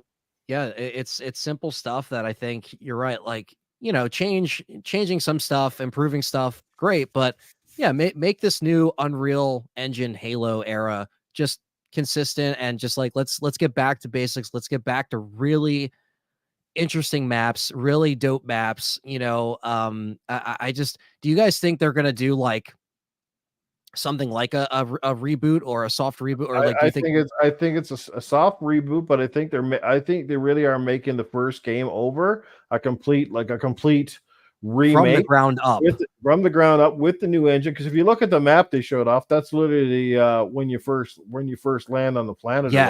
Yes, I noticed that. It's got the same layout and everything. So I really feel that that's not just a coincidence. I think the rebuild, like, what a better way to start than with the original that got it all started. But again, you make it look like a modern day Halo, and you also make it feel like modern day Halo. But you keep it grounded again because he's using the older armor, which again people are kind of complaining about because he looks simpler, he looks bigger. But I like that. But if you even go back to the original game, he was chunkier. Like that was the design. That was the way he looked back then. And then of course he's had different iterations of that armor. Yeah. Yeah. You like it or you don't like it at the end of the day. But I just, I think anybody who's a Halo fan, we want it to come back in a big way. We feel that this, if they can get Halo right again, and they can make the old school fans happy before even worrying about getting the new guys on board, then I think Xbox has a shot at sort of a sense of redemption. Yes, right? You got to bring the fans back. The question is here, is this Halo going to stay an exclusive to Xbox and PC? Or is this going to finally gravitate over the PlayStation? I guess that's the $1 million question most of us have. And I wouldn't be surprised in the least if they don't test their foot in the water with PlayStation, because for this game to stand the test of time, for this game to kind of maximize its return on investment, to get more players in, especially with the install base being so much bigger over there, they may have to opt in on that. Yeah. I agree. I think that's why they went Unreal 5, so it could flow against all platforms. You're probably right. Yeah. At the end of the day, is it the be all end all? Probably not. I mean, to me, Hey, Halo will always I'm be playing it no matter synonymous with what. the Xbox brand, right? Yeah, I'm definitely going to check it out on PC for sure. It's going to be a beast, that game. I guarantee it. If there's one thing about the whole Craig demo that Halo Infinite that showed me as well, is it really showed me how fickle and how hated Xbox is amongst the community. Because I've never seen a demonstration be so targeted and so like amplified. How many times did they amplify his face like 10 times or something to get that level? And then they kind of screen capture it and it becomes a meme. And it's like, if there's anything that told me, it was there's such a large, massive amount of the community that wanted that game to fail regardless, right? I wanted it to succeed big time. I thought they had some of the right stuff, but the part that concerned me was the whole talk about it's infinite, which essentially meant to me like they were basically making this one game that they wanted to basically be like I think they even said that wasn't like a 10-year cycle on that game. Yeah, they wanted to be like their version of Destiny. Yeah, I mean, so they're kind of like saying, yeah, we're only planning to make one Halo game, and we're not going to make anything new for like 10 years. We're just going to keep adding updates to this one. And I was like, this is not the game to do that with. I'm sorry. This wasn't a live service game from the beginning. This was a fucking story-based game. And nobody bought Halo at the start for the fucking multiplayer. And that's the bottom line. Halo was bought for this amazing sci-fi story that it presented. The multiplayer turned out to be a bonus. And the multiplayer by Halo 2 turned out to be the thing that like basically almost made Xbox Live what it is, right? Without Halo 2, would there be Xbox Live the way we know it today? Right? Yep, that's the way I look at it. Yep. But when people bought the first Halo game, like nobody really even knew about the multiplayer. Yeah, we knew you could land and play 4-player split screen and stuff, but shooters back then, at Halo 1, they weren't even a big deal back then. There wasn't a whole lot of shooters that were like, wow, like even Call of Duty wasn't. I don't even think Call of Duty's around during Halo 1, was it? I think that came out a couple years later. I think the first COD was 03, right? 03, 04, something like that. Yeah. So 1 or 2 years later, and it was it was based on obviously the World War stuff, right? Yeah, and it was a different pace. I like the fact that Halo, and when you would play, something like Halo 2, and you would play co-op, I'll be right back. It would be, just you would have that intensity. You would have that, a story that you had the music cues, you had the cutscenes, like everything was so cinematic, and it was great to see, something like that being told and people were taking it so seriously. And I really want them to get back to that, because I think the Halo stories, there's so much great lore and there's so much great stuff they can pull from, and they can add, like, you could do what a remake can do. You honor it, but you can add stuff from the novels that you want to work in, stuff that like you want to make that's part of the lore that fans want to see, and make it special, make it like a love letter to all the old Halo fans, all the new people that are going to be coming around that maybe just have a PlayStation. If it does go on PlayStation, if it's everywhere, then make this the Halo that will get people into Halo that would have never even gotten a chance to check it out. We need to play the theme song right now, because the legend himself with the immaculate beard is about to grace the stages of Gaming After Dark. Welcome, the one, the only, the friend of many, Dreadpool. Hey, open grand poolside. What's going on, Dread? Long time no see, brother. How you doing? Not too bad. How you guys doing? I'm glad you could answer the bat signal. You came in just on a heated topic of Halo. Oh, Halo. nice. Coming back It's been on a Unreal. hot topic in the last couple of days with this new obviously Halo getting some sort of more games coming and potentially a remake of the original Combat Evolved. So yeah, it's exciting times, but like me and Anthony and Perry said, well, Xbox drops a little bit of promising news, and we're all kind of waiting now for the next 2 or 3 days with something bad. Yeah. Okay, what is it, Xbox? Tell us now. What are you planning to do now? I'm get us excited and then bring us back down. I'm looking for the rake. So Xbox is like your girlfriend versus the wife. When your girlfriend, it was like easy to get hand jobs and blow jobs, and as soon as you fucking get married or that shit fucking disappears. Fucking Xbox, man, right there. They bait you in the door to get you with all the good shit, and then they're like, Fuck yeah. Dread's over there like, I disagree with that. He's all, Jumped in just in pants time, on, huh? Maybe that's your life, Noof. Maybe that's your life. Huh? Oh man. Well, Yeah. I know Anthony's been playing Silent Hill for nearly 24 hours, so nobody's been greasing his weasel. It's been in Silent Hill just permanently in purgatory. Well, that's what they call it when you get married, the Silent Hill that you die on. You just need those sexy nurses. That's all you need. That's it. Oh. That's- You know, Bags on their head. There you go. yeah. hey, you can't have it all, right? It's either that or a butterface. All right, there you go. See, there's back from the dead. Of course, he's got the smart ass. Look at that. Might have disappeared for you, Noop, but not the rest of us. Well, that's glad, my friend. I'm glad that somebody's cleaning your knob. That's good. Oh shit. Yeah, no, I literally, dark, baby. Hockey fan is dead. yeah, you're gonna think this one's kind of funny, but I was literally in the back saving my neighbor's cat's life. Oh, jeez. So yeah, go What figure, happened? right? And then I looked. I was like, oh crap! It's like 10 o'clock. I got to hurry up and originally it was it's 10 o'clock. I got to hurry up and get ready to watch the show, and then. A little bit later, the neighbor rang the doorbell and everything, and I'm like running out in the backyard trying to get the cat between all the fences because it was stuck there, and they're panicking. We got the hurricane coming at us, so Oh my God. Everybody's panicking. They're trying to get to the cat and forcing the cat between fences even more. So I had to, again, shine a light and reach my hand in there and blindly reach around. Did you wear something so you didn't get like clawed? No, just. Like a savage, just grabbed it. No glove. That's something glove. Callie. That's something Callie would do Yeah. because she works with animals. So she would just be like, "All right, I'm just grabbing your ass."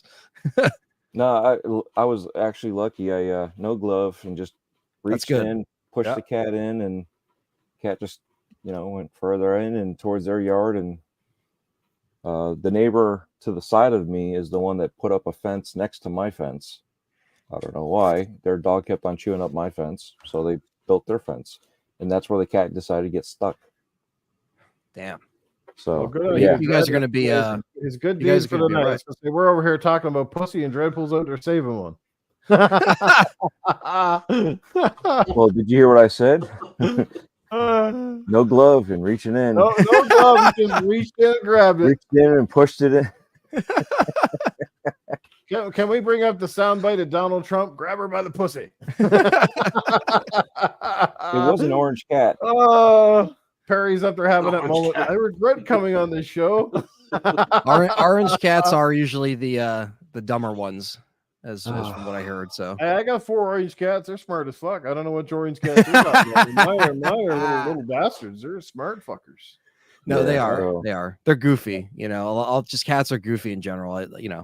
I have 3 of them, so they're always crazy. Oh, indeed. They all have very different personalities. That's for sure. It's like they're all from the same breed, but it's like how can one be like this and the other one be like that? Yeah, right. Orange cats share one brain cell, says Pink Piggles. Yeah, they get. At least that's what Callie tells me. She says they can get a little goofy. Well, apparently I share one brain cell too. So. That's why you didn't notice, Yeah. It wasn't your turn to use it. Anyway, where were we, Perry? You had to take off. So, again, the Halo thing. I consider this good news, right? Like, I'm pretty excited about it. I just don't want the game to take 10 years to come out, but I'm excited about it. Hopefully it's a commitment to the franchise. It's a big thing for Game Pass. And the funny thing is there's so many avenues and so many great, like you said, there's lots of lore, there's lots of stories that can be told with Halo. I mean, the fact, sometimes they hire these writers to write games, and it's like, why don't you just base something off of some of these amazing books that people have written on Halo already, right? Yeah. How excited are you guys though? Like, are you optimistic? Are you kind of worried? Do you think 343 can erase sort of that image it's kind of set for itself now that they're rebranding, so to speak, maybe get things right? hopefully no more ins and outs, because we saw how a lot of their lead developers kind of left over the last couple of years. Anybody want to take the floor? Dread, you're a Halo guy. Excited about this, or you kind of just a little bit? I actually am excited, but I am on the side too, because it's part of the thought process that we are getting rid of 343 because they suck, right? So if we're getting rid of them, but we want the Bungie team back. Whoa. He left. We're in the command center now. Well, Yeah. it's your show, Dreadpool. It's my show now. So Dreadpool After Dark. Yes, Dread After Dark. There we go. All right. So Okay. people were wanting the original Bungie team back and everything, and because Halo, all the way up until Halo 3 and ODST, it was all Bungie and Bungie this and Bungie that. Bungie could do no wrong. But Bungie was still around. Me? I'm the MILF? So Milkman is here. That's what she meant. I was like, what the heck? Talking about herself. No, I know what she meant. It's funny because I had the finger pointing at him too. That's why I was like, me? Oh, that's hilarious. I didn't realize Milkman was in the but then the house is funny. I thought she's like referring to herself. She's like, yeah, I'm MILF. So Gary's like, we gotta have a chat, dear. So sorry, go ahead. Back on topic. But yeah, everyone wants Bungie to come back, and the Bungie team, the original Bungie team, to take over. Well, they forget that the original Bungie team was still there. They all didn't leave when Bungie separated, right? Mm-hmm. Where's Bungie now? Oh, that's right.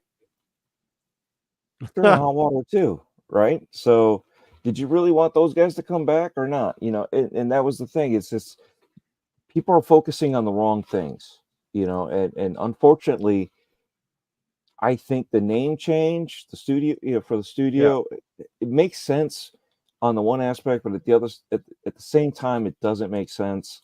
But I think what they want to do as management wise is completely have a fresh start. Let's not think old Bungie's here with new cats and no pun intended, devs and the whole thing, right? And on top of that, if you saw what they did, they hired all these people, they built their engine, said screw this, we're going to do this all over again, this ain't right, built a second engine. I think there was actually a second, and this was actually technically a third. I can't remember now, but anyway, I think that would have been this would be their third engine, right? Because wasn't the original Halos, they were built on the Havoc engine, correct? It was the Havoc, but they were going to start up something and it just shut down. And anyway, so now we're on this, and yet we're gonna now everybody's contract is done. See ya.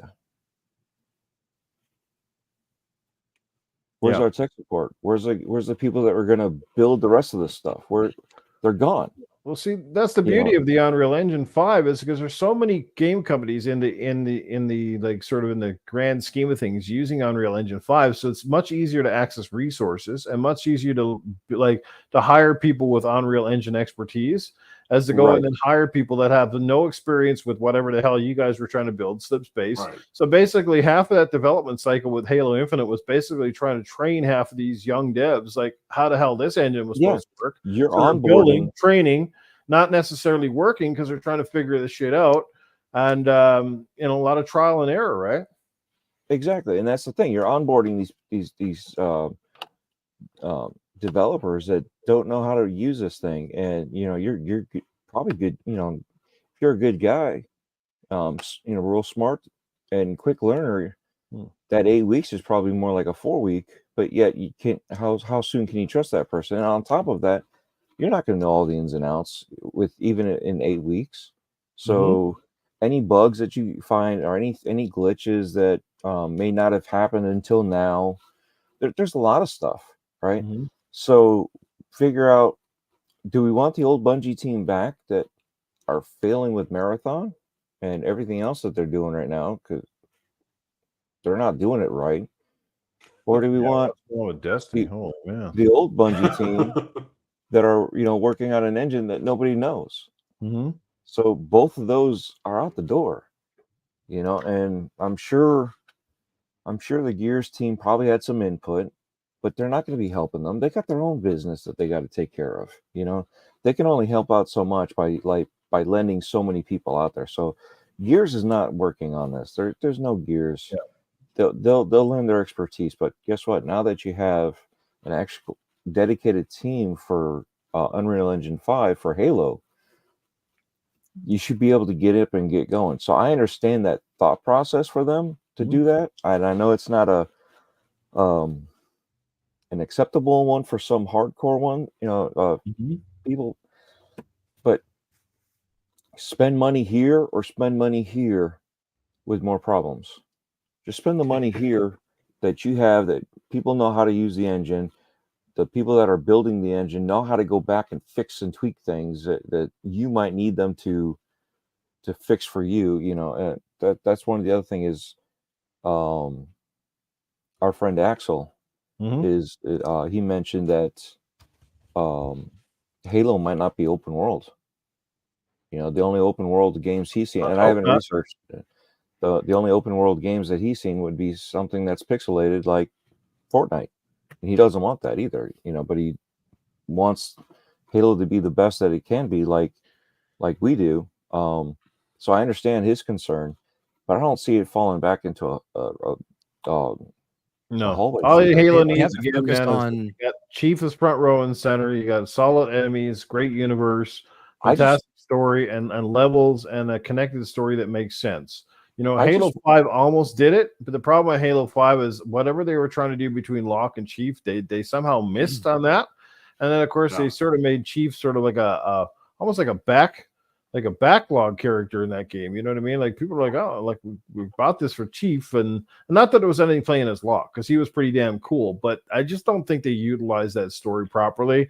I mean, the commercials look way better than what the game turned out to ultimately be, and I think that was the problem. Nobody really knew exactly what the hell was going on. I feel like with Halo 5, I was literally just shooting, clearing rooms, and running to waypoints, and that was it. I wasn't actually like experiencing a story that I gave a shit about. You know what I mean? Where like the other Halos are like, wow, like look at this environment. Wow, look at these enemies. It's so unique. Or look at this setup. This is a cool mission. It's like, all right, clear out these enemies, front of the waypoint, clear out the enemy. And it's like, it was the same thing. Like, I feel like they were just like hitting a wall. At least that's what I felt with 5. Too, man. They were horrible. Who also wants to be hunting down Master Chief?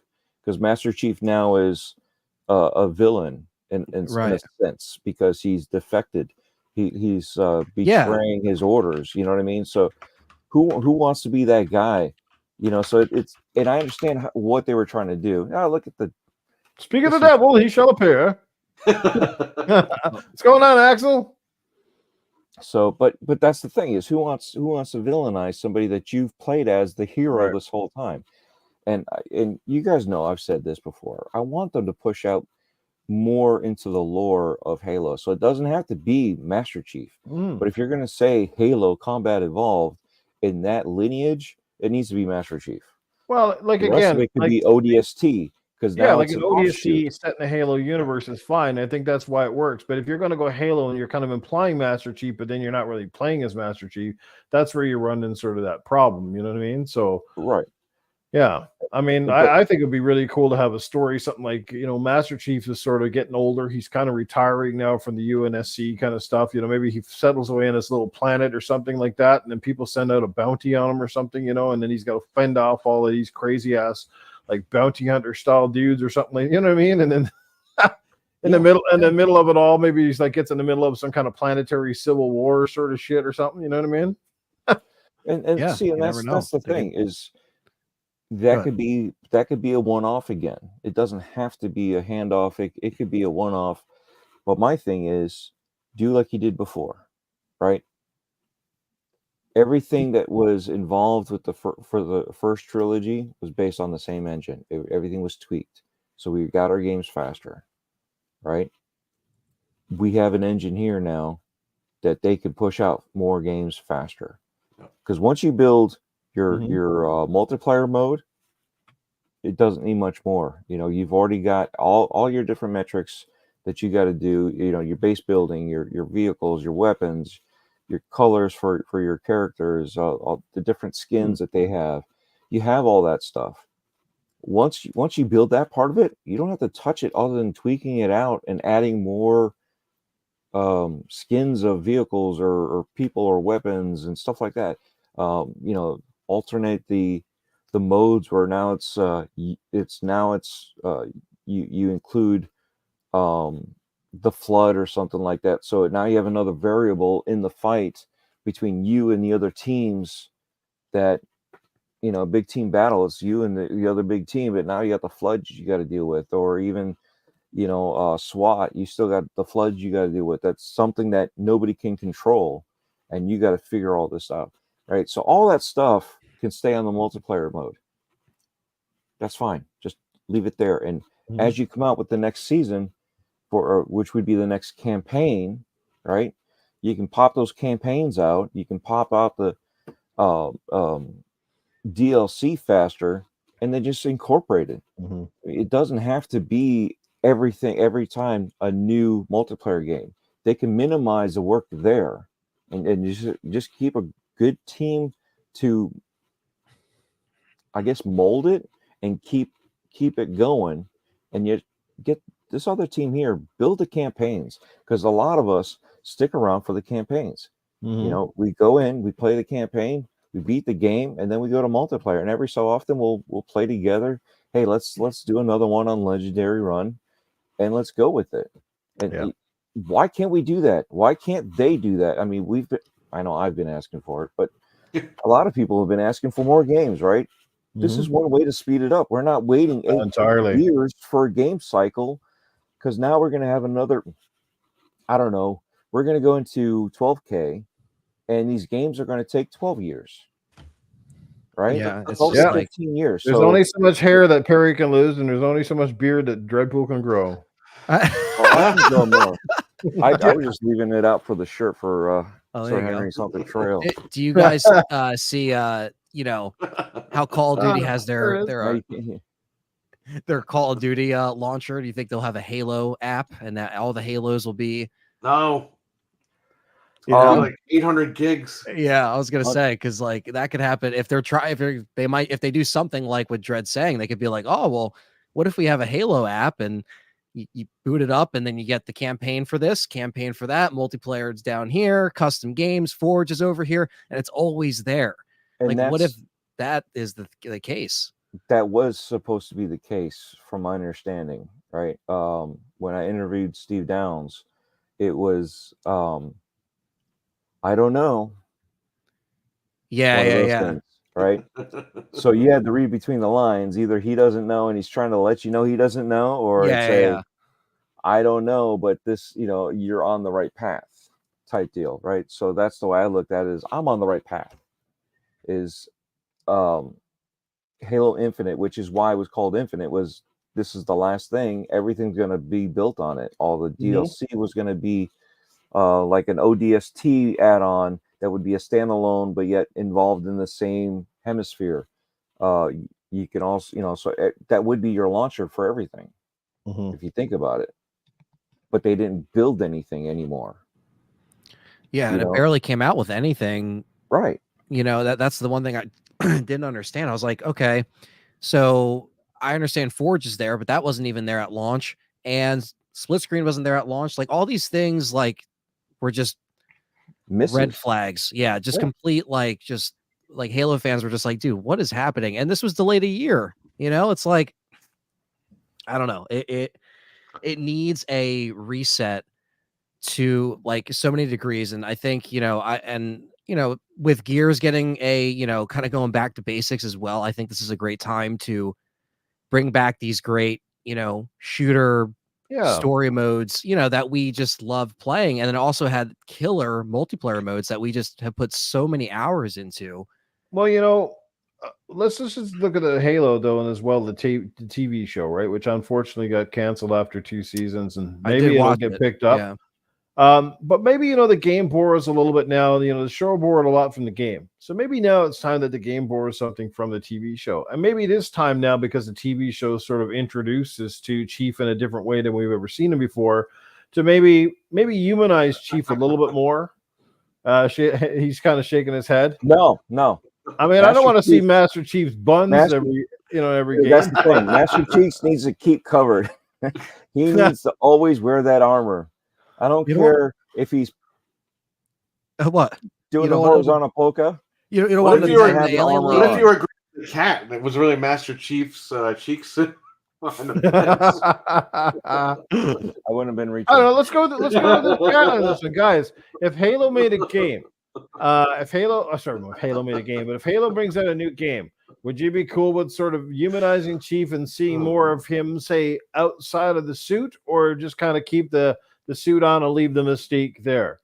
Right? I want to go to the chat. Obviously, Dreadbull says keep the suit on. I'm saying I'd be open with having more sections of the game where perhaps he's not always in the Mach 5 or whatever outfit he's using at the time.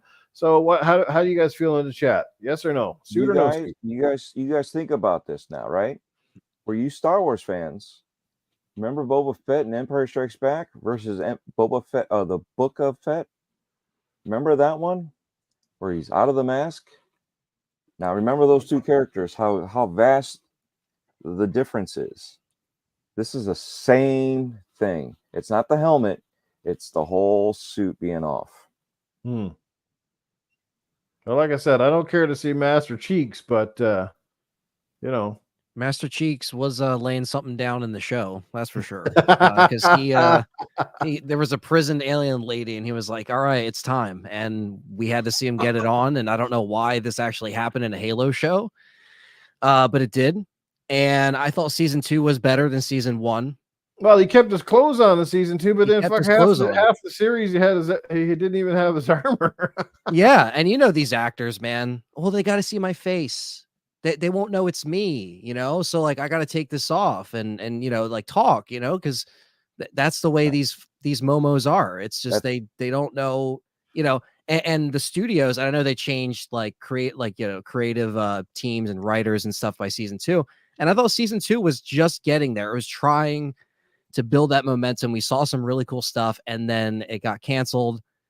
I told my friend Brandon, I'm like, dude, they haven't even greenlit season 3. This isn't good. And it was in July they canceled it. I was like, damn. But yeah. I wouldn't mind him, if they showed him, even if he has it off on one scene. But I think having some kind of mystique behind it, I always thought it's kind of cool. I always thought that was kind of cool. Look at Carl Urban with Judge Dredd. Right. Yeah. He said no, mask stays on the whole time. Yeah. I mean, did The Rock need to really take off the helmet to realize that that's The Rock? Right. I mean, you know what I mean? You could see that. Yeah, but it's like he didn't have to walk around. Yeah. Didn't have to walk around. Mask, that's what I've always said about when it's The Rock. You can tell what he's doing. Spider-Man movies, it's like he technically you should keep the mask on a majority of the time. Not that we don't see Peter Parker, but you ever notice that in the Spider-Man movies, in the middle of combat, you got to rip the mask off at some point, and you're like, people are going to see your fucking identity, man. You're trying to hide this thing. Well, hey, let's beat up a couple of villains and rip the mask off, and be like, yeah, because I got to kiss a girl in the next scene. Yeah. Yeah, or I just have to talk to them. It's like they'll hear you talk. You could still have the mask on and talk. It's not like they can't hear you. You don't got to take it off every time. Yeah. But yeah, I don't know. I think they should just. What do stormtroopers look like without them? Okay, never mind. I do know what they look like. They look like Boba Fett, right? Bruce Wayne, why are you dressed as Batman? Yeah. Here's a perfect situation. My wife has never seen my face. I could never shave. Wow. She's never seen my face. There's an app that you can go scan your face and takes your beard off. And what's funny is I've shaved my face before many a times, and I don't look what those apps draw in the rest of me as. It's funny because I'm like, yeah, that's not me. I know the stranger that looks back at me in the mirror, and that's not that stranger. Well, I got my beard grown out again now, and I think I'm leaving it on for a while because when I shave it off, it's like, oh my god, I got more chins than China. What the hell?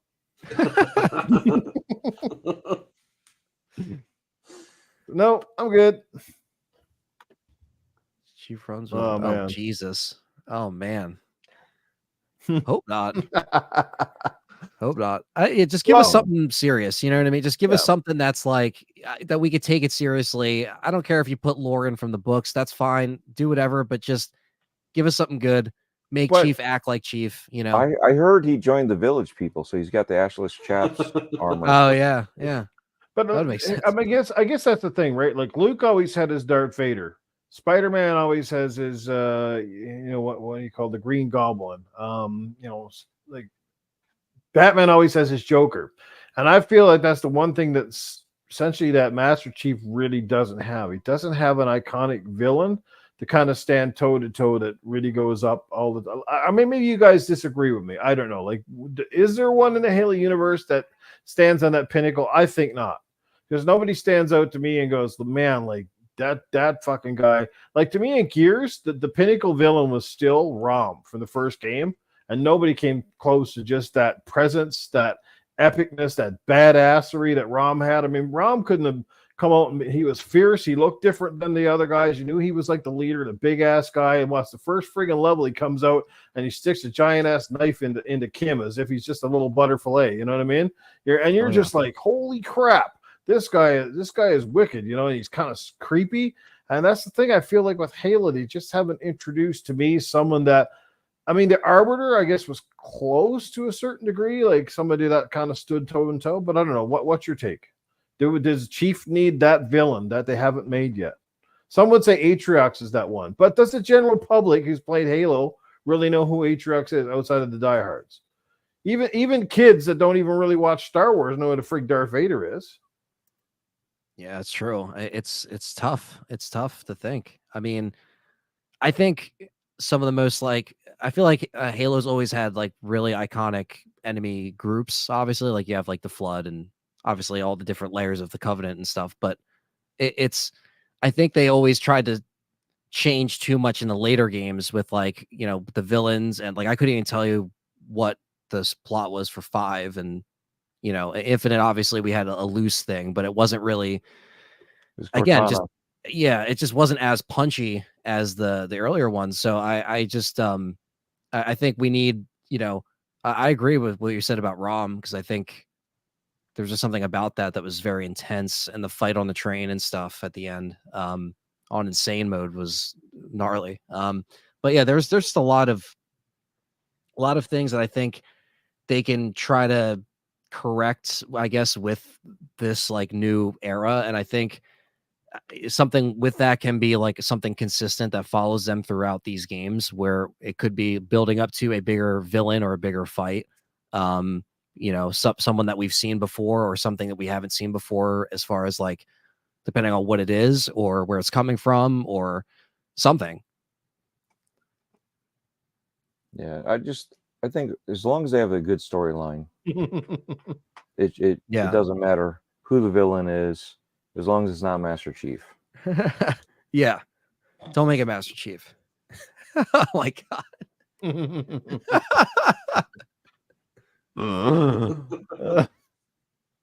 Oh shit. Summed up as who the F is Locke. Oh well, I mean, I look.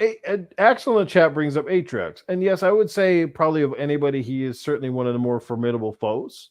But I think my whole point, I think my personal take on Atriox is just he never really just, I don't know, whatever it is. I think it's just design, because to me the brutes are just too much like overgrown gorillas. Do you know what I mean? Like to me, that's because there's too much familiarity in them. They don't seem alien enough. Like to me, honestly, the elites, you take the helmets off the elites, like the suits, they seem more alien and more intimidating because they got that predator kind of mouth kind of thing. Like if you had met one of those in the back alley, I'd probably shit my pants more meeting one of them than I would with just some giant ass gorilla that goes, "Oh, massive shit, man." You know, like I'd probably sit there and laugh at that fucking. I'd run away, but I'd probably sit there and laugh. The other guy would make me shit my pants. Yeah, you know, I agree. I mean, it's you know, they have to do something, and maybe, who knows, maybe they might give like a certain, you know, group within the Covenant a different aesthetic. 1, 2, or 3, right? That's exactly it. You can't. Guilty You Spark. got half the franchise is over, and there's nobody that stands out to you. Guilty Spark. Yeah. There you I mean, go. that was the flip. So again, it AI wasn't ball like in the sky. necessarily any one thing. It was the goal was to save humanity. You know, so it wasn't. Let's look at the world today without naming any countries or nationalities or any of that stuff. But you look at it, and what is it? Even in ancient history, what is it? It's all of humanity. I'm saving my people versus those other people over there that are trying to kill us. And Yeah. that's the guy that's gonna save and all that. But again, it's one of those things that if you write it like that, there is no one person, because there isn't just one person. And I know from our point of view, Master Chief is that guy, that one person, but that's because we're filling in that one person's shoes. Did Master Chief alone stop everything? No. There was other soldiers that died and everything. There was other soldiers that lived through everything.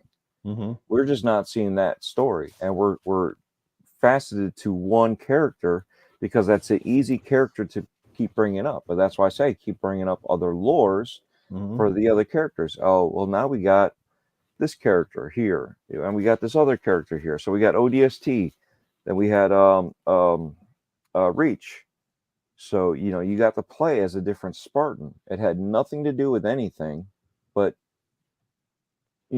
carry on the story. So if the story is told well, then you can go, and proceed, and then you can have your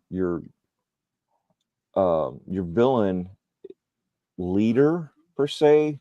Someone's doing all that. I can, so I could see using that, but it's not. We got to go kill Mike. We're not going to kill Mike. We don't know who Mike is. We just know it's this person. This person's the leader. But we're not aiming at him. We're aiming at everybody else that's involved in the battle. Yeah. So you got to be a little bit more realistic. It's the way that they've done certain things. And I don't see Gravemind as the villain per se, as also the conduit of everything, because Gravemind kind of did more than just be a villain. It was also an entity, kind of like the Force in Star Wars, that was bringing everything together. When you look at what Gravemind did with Halo 2, they brought two opposing forces to work together separately for their common goal.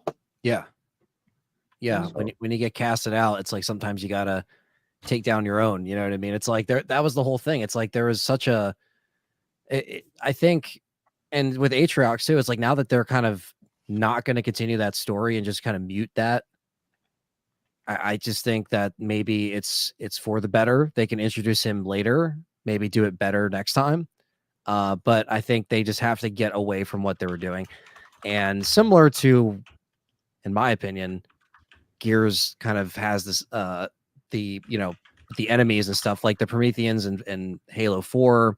It started to get a little strange, and then with the Swarm in Gears, and I like Gears 4 and 5 a lot actually, but I just thought it didn't have as, you play online, most people are the old Locust, or they're the skins that they have or whatever. It's like most people don't really, I don't care about the Swarm, I care about Locust. Exactly. So that's why I think with Gears E-Day and Halo, this next Halo, whatever it is, hopefully this brings us back to 2006, 2007 kind of era, as far as like these properties kind of coming back in full swing. And Gears has been around, obviously, and I love Gears 5. I played that a lot actually, but I just want to see these games get, these things that were literal console sellers, I just want to see them do very well and have some kind of resurgence with old and new fans. And I think having stuff, memorable stories, memorable campaigns, because it's something that's, everything's just jump on, free to play, multiplayer, battle royale. That's fine. That's where, that's where money is nowadays. But to see these games come back with like some really cool storytelling, and Unreal Engine 5 is going to do some crazy stuff for these two games, man. So I'm curious to see what Halo Studios cooks up. Curious to see what Coalition cooks up. You know, it's going to be interesting time these next couple of years to see like how it comes out. Like Gears doesn't even have a release date. This was just announced like the past week, right? This Halo stuff. So we're going to be waiting a little bit, but hopefully not too long, because I definitely miss my Gears and I miss my old school Halo feel that I am kind of like longing for when I play Infinite. You know, So and I don't Barry, get. let me ask you this question. Do you guys think, and I'll start with you, Perry, do you think that Halo multiplayer stays free to play at this point, since they kind of went that route with Infinite, or do you think they'll bring back the full menu deal, but inside of, again, the paywall of buying the full game? I think they're going to keep it free to play. I think they're going to sit down and revamp everything and say, okay, we're going to keep this free to play, but here's how we're going to do this. We're going to have a support team for this while we have people working on a campaign. Hopefully they do that, and hopefully they can balance it out, because that's what really hurt Infinite. There was no balance. It was like, okay, here it is. Oh, yeah, this stuff might be coming. Don't worry, keep playing. And it's just, then they had problems with the progression system. People complained about it. Like, actual fans complained about it. Right. And they were like, oh, yeah, we'll look into that. They never really looked into it. It took them a long time to even, like, adjust it and tweak it. They need to be on it. If they're on point and they're just constantly on it like Fortnite, it'll be the biggest free-to-play online game that they have going. Mm-hmm. But I don't know if they'll ever bundle the multiplayer with the game ever again. I don't know. Right. I can't see that. I just hope Halo doesn't sell itself out either, because they're trying to get more players in, so they start coming up with, like, they've already kind of watered it down a fair bit, like where you start getting cat ears and shit on your helmets, and they got all these weird designs. You start going, like, to me, that's already you're selling yourself out a little bit, because now you're just chasing the Fortnite money.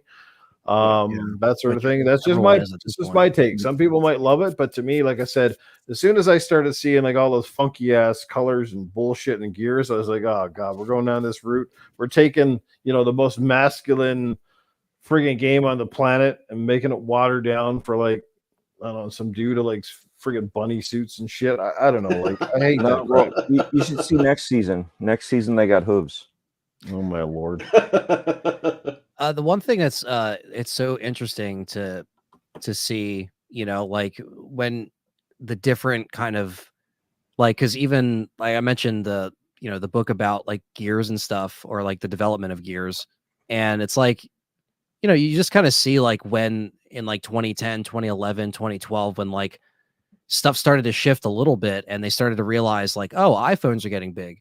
Oh, mobile games are actually making a lot of money. Oh, people just want to play multiplayer stuff now. It's like, it's so crazy, like, to see where things kind of started to change in like 2010 onward, where we started to get like people are either into like Call of Duty or they're into, your Gears, your Halos. Yeah. But there was still, it started to shift a little bit. And now we're kind of in this weird area where it's like you said, like they're starting to look at something like Fortnite and be like, oh, we kind of want a piece of that. So let's do the skin over here, do that, so I feel like when you're doing all this stuff, you kind of want to stand out from the crowd a little bit. Yeah, you could take influences here and there, sure, but you want to have your own you want to have your own identity. You know what I mean? Yeah, so, Starfield.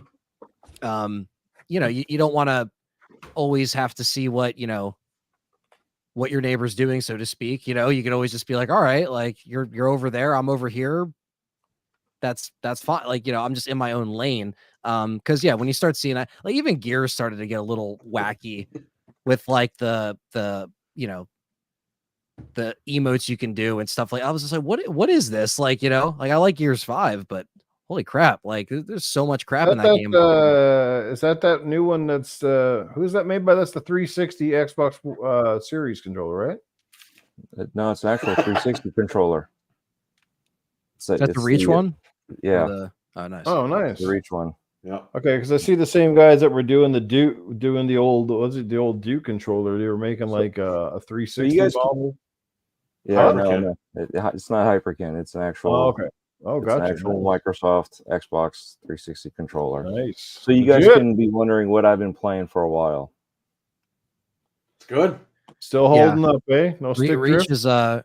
Reach is incredible. You know, there really was, like, for me, that was like a little did we know for my friend group over here, that was like our last hurrah in that old era of the 360, you know, and we didn't even know it. You know, it's like one day we probably played online, didn't even realize it was our last game playing on there. And then it's like we were trying to recapture that with MCC, trying to recapture that with 5, trying to recapture, and it just kept like it hasn't hit like it did since Reach hit. As far as like the last time I really felt like I was like, this is the shit right here. Like so go like, waiting outside a GameStop, like those days, obviously, well, I was going to say over, but we might be doing something over there. They might be doing something over there for the PlayStation next couple of days. You'll see that on the show, but there's going to be just, there has to be another, just something that really hooks us, and we want it. We're still here. Those old players, like, look, I know people like Fortnite, people like the new stuff, but look, the old school people that brought you guys to the dance, so to speak, these companies, we bought all these copies and everything. It's like, we're still here. We still want to play these games. I know a lot of this streaming generation like to play your Overwatches and the Call of Duties and everything. That's fine. That's always going to be there. But I think there's still a hunger for that. There's still a hunger for Halo, still a hunger for Gears. They know that. And I really just want these next few years to really be defining for these IPs. I'm sorry, but what's the consensus on Reach? Was that a good game? Fantastic game. It's fantastic. Who was the villain? Couldn't tell you. There was couldn't no tell villain. It was it was the invasion. Yeah, it was the whole invasion. It was the start of everything. You know what I mean? It's literally before Halo 1. So we're outnumbered at the end. Yeah, you see, so, spoiler alert, the end. Yeah, spoiler, the end. Yeah, you're playing that whole game knowing that, like, you're not gonna live to see the end, because by the time Chief arrives, it's game over for that team. So I think it was more of like that experience, the 4-player co-op. The co-op, man. The co-op was fantastic. Awesome. And ODST also, that kind of leaned right, ping ponged off of that, because you realize, like, you had your ODST right in between Gears. You had ODST and then Reach that came out in between Gears 2 and 3, which is just crazy to think about. Just absolutely crazy. Because again, they were just like, boom, like, we want a reason for people to stay on this thing. And it was a special time that I just wish we had that fire under their asses to see that competition ramping up. And it's going to be interesting. I mean, I think with Halo, if they do something with a app, that will still be your free to play, right? So if you get the Halo app and you don't, like, maybe pay for the campaign thing, then you'll just get that free to play multiplayer, and it will just be under that. If that's all they're kind of like trying to put everything under one umbrella, so to speak. Especially if it's multi-plat, then if it's multi-plat, cross-play, download the Halo app. Making money like crazy on all that stuff. Yep. They'll put, wacky costumes. They'll do all that shit, but they're gonna just make money from it, because everything now, unfortunately, has those microtransactions that you just buy the outfit instead of, back then we had to find our skulls to get the Hayabusa. Now it's like, oh, I can just get it now, and it's like, right, okay, and that's fine. But back then it felt a little bit more rewarding when you put the time in, found all the skulls, did all the extra stuff, beat it on legendary with your friends while screaming and yelling because the enemy AI was so good back then. Yeah, it's just a special time, man. That's right. I had the Halo t-shirt that said I play Halo just for the head. Yeah, but that's the thing, is we can get good stories. The multiplayer could live on its own with the incorporation of the campaign features, whatever, and get those stories pumped out. And wait, they wrote books. There's books out there. There's a lot of lore out there that they can borrow from and add to those stories in video game format and bring it back to us. Exactly. You know what I mean? And then we're not waiting again 15 years for the next game.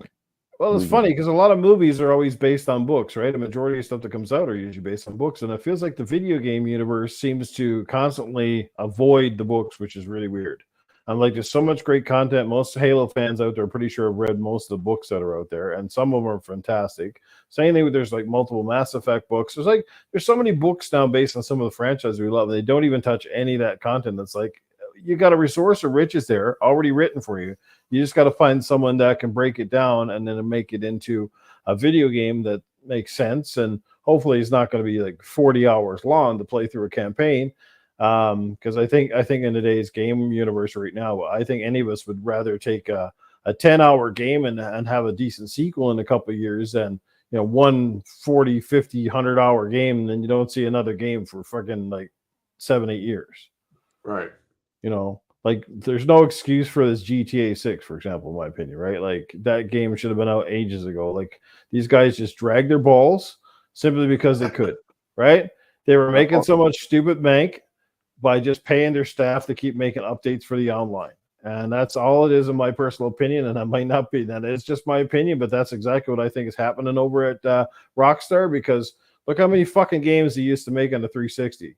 And now we've had GTA 5 and Red Dead. Like they've virtually made nothing other than those games, right? And there's so long in between. Like I swear to God, if GTA 6 doesn't come out next year, and I'm pretty sure when GTA 6 does launch, that's going to be around for the next fucking 20 years. Oh man, right? Yeah, but you're missing the point, Noof. It's going to be so pretty with the GTA 6s. It just looks so beautiful. Have you not seen the graphics? And then forgotten about all the stuff that they've done on PC to make everything photorealistic?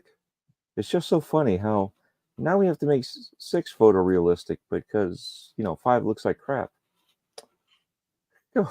How are they gonna? I don't know how they're gonna live or eat.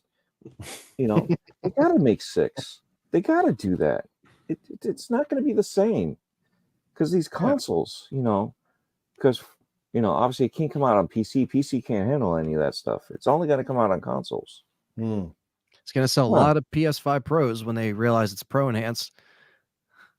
Guarantee they're gonna do that. They're gonna be like, "Oh, you want to play GTA 6 Pro enhanced? Guess what? It's gonna run like dog turds on the PS5 and the Series X." It's like, yeah. I mean, last gen, all those games were brute forced.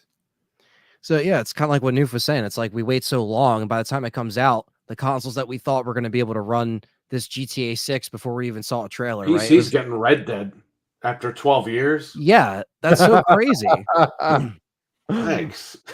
With Undead Nightmares. Oh, it's like, what? Like, I love Undead Nightmare and I love Red Dead, but holy smokes, it's been since 2010. Like, what are we doing? They'd be 14 years. If they add up one little bit to the start of the game for PC, and it's like Arthur Morgan, and there's a fucking gravestone, Arthur Morgan. They go, "That's it, guys. That's the game. We've been waiting so long. He's dead." Start the game up. That would be fucking hilarious. Oh my god! This is what they've been doing this whole time, right? Just so you know, we should make another game. We should make Red Dead, whatever for PC. We should come up with GTA 6. We should get on that. I'll get on it right after this. $1,000 bill. Yeah. $1 million bill. $5 billion bill. I mean, that's all they're doing. They're just counting their money. And on top of the fact that they're even contemplating charging more for the game, as if what are they the brokest company in the universe? They made how many billion on GTA 5, and then you still want to charge more for 6 because it costs more to make? Well, dudes, I think you guys have already made enough money on GTA 5 to pay for GTA 6 development about 20 times over. Right. And on top of that, like, you're going to get your money back in like fucking a month on GTA 6. That shit's going to pay for itself within the first month. Right. And then they want to talk about raising the game price. I'm like, you guys are friggin' nuts. I can understand some poor little indie dev or something trying to get an extra $5 out of somebody, but not one of the richest milk cows out there. I mean, if you think about it, GTA is the console equivalent of Candy Crush. Yeah. Banking money. Only they're charging 100%. They're charging you up front too on top of that. So think about that. How I'm much going to want money? the game. I'm guessing going to have to pony up the extra 10 or whatever they might end up charging for the damn thing. But if it gets outrageous, you know what? They can kiss my ass. There's going to be Right? a breaking point, and we could see it even today. There's breaking points for a lot of people that Well, that's the whole. It's a breaking point, and there comes a point where people have to step. They have to put their foot down regardless, because what happens? It sets a precedent. And if It they does. start charging and they get it, the next guy that makes a big AAA game is going to up their price. And it's going to be a back and forth. It happened when the very first overpriced DLC for Call of Duty came out and it sold well. I said, here we go. Here we go. We were paying $15 for a map pack, which 3 maps and something like that back in the day. And we were like, holy shit, $15 for 3 stupid little maps. And nobody bitched. They're just kind of like, whatever. And he bought it. I said, here we go. This is the start of where the downfall of this goes. I mean, what were character skins on the 360? Like fucking $1.99 at best. And now a game like Fortnite charges you nearly $20 Canadian, $20 for a fucking cartoon skin. Are you fucking shitting me? Yeah. For a goddamn Skeletor and a stupid frog. Like, are you I've kidding been me? bitching ever since the very first horse armor. I've been bitching about that since Right? day The one. horse armor. Goddamn. Skeletor was It was $40 only in a Call of couple Duty. How What was much? Skeletor was $40 in Call of Holy Duty. mother of God. And so was Shredder. I didn't buy him. Doesn't surprise me. It's like I love those guys, but I'm not paying $40 each. Holy Yeah, fuck! no No, way. never mind, man. No way. Crazy. See, this is what I'm talking about. But as long as we got just people that just shell it out regardless, the industry will never learn because they just go, we'll charge it. People will pay it. They got the whales out there. They're Yeah. hunting them. They're hunting them good. Just because you can charge it doesn't mean you should. That's my price with everything. Just because you can doesn't mean you should. And at the same time, I feel like I speak for all of us, though. We're not saying that they should work for free No. either. No. So we're not saying that. They need to figure out a better balance. And the shit hardly ever goes on sale. Like, that's the crazy part too, right? Like, That's like true. maybe have a big bundle sale. Like every once in a while, we do all these big game sales. It's like, here, get like 20 skins for like $5 or something. You know what I mean? But of Yeah. course, I guess their thought of that is, well, then everybody would just wait for the sales. But either which way, like fucking if you got 1 million people buying a skin pack for $5 or $10, that's a lot of fucking coin, Oh yeah. right? They're gonna Yeah. win either way. Look at the guy that got sued by his ex-wife for winning a lottery ticket and splitting it with the waitress. They ended up losing everything. Everybody sent in $1. They got that $1 million back. What? What was that? It Could Happen to You? Was it Something based like on that, that yeah. movie or whatever? Yeah, the movie was based on the real life. Yeah. So Nicolas wow, Cage yeah, was in it, yeah. Anthony. Just watched Long Legs with Hey, Nicholas. Bryant says you got to work 3 paychecks to buy 1 game. Jesus, man, where are you working at? McDonald's? Well, You'd actually probably get more money working at McDonald's at this point. Well, You'd probably make more money working at McDonald's. yeah, don't be an EMT. Work at McDonald's instead. fuck, I think here at McDonald's here Crazy. in my city right now, I think they start them out at $17.50 an hour. Yeah, it's crazy. Yeah, we're at between 15 and 20 down here. So it all depends. Even Taco Bell has a sign. Benefits, this and that. Onboard? You get like 1,000 or 1,500 when you first sign up to apply. Wow.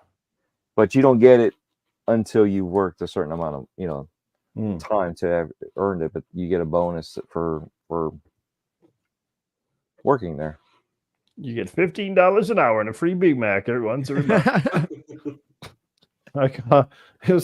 They call Subway people professional sandwich artists. What do you call it over at McDonald's? Professional bun slappers.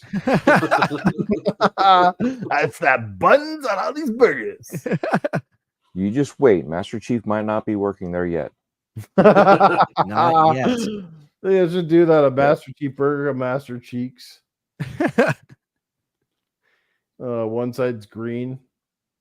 Oh man, well they're doing What the hell? they do the Whopper colored Whoppers, so they gotta do the colored Big Mac, like make it green, have it Master Chief. If no. If it's Master Cheeks, you don't want the Big Mac.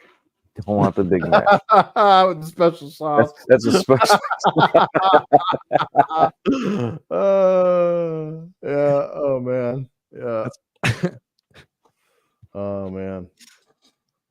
Here's the special Sangili Elite Burger. It's invisible. You can't see it. It's $1.99 for There's fries in the bag. bucket Sorry. air. They're visible. Oh yeah, Krabby Patties are coming to Wendy's apparently. Yeah, crazy stuff. Apparently. Anyway, guys, we're gonna. Any final thoughts on Halo? Anything anybody else wants to say? Is we're gonna wrap this show up as we now hit the 2.5 hour mark. So I'll I say know one Anthony's thing. probably getting pretty tired. I'm surprised he's actually still awake. It's all One good, thing- man. It's good to be here. One thing about Halo, what if they change the lore with this new reboot? What if they just say we're going to take things from the other games, we're just going to do our own White thing? slate. It's not a bad idea. This I way, think- they're not like throwing everything away, but they're going to put the pieces in a different order. You know what I mean? Yeah. So you're saying the Chief and the Arbiter have holy matrimony? Oh, like you said, like there's no like main villain. What if they take one of the villains throughout the years and say, okay, that's your main villain now, and that's going to roll through the next 3 or 4 games? It's a good idea. And that's fine. They just my thing is write a good story, and Yeah. it doesn't matter who the villain is. You just go from there. You could, prime example with your trilogy outlook, right? You just meet this character, don't even realize until like the end of the second one that this character has been Emperor Palpatine this whole time, Right. and just organizing and orchestrating all of this chaos that you're Mhm. fighting against, and don't even realize you're right next to him. Yeah. And Yeah. you I'll could have take it. ended it in the first game had you Mhm. had known.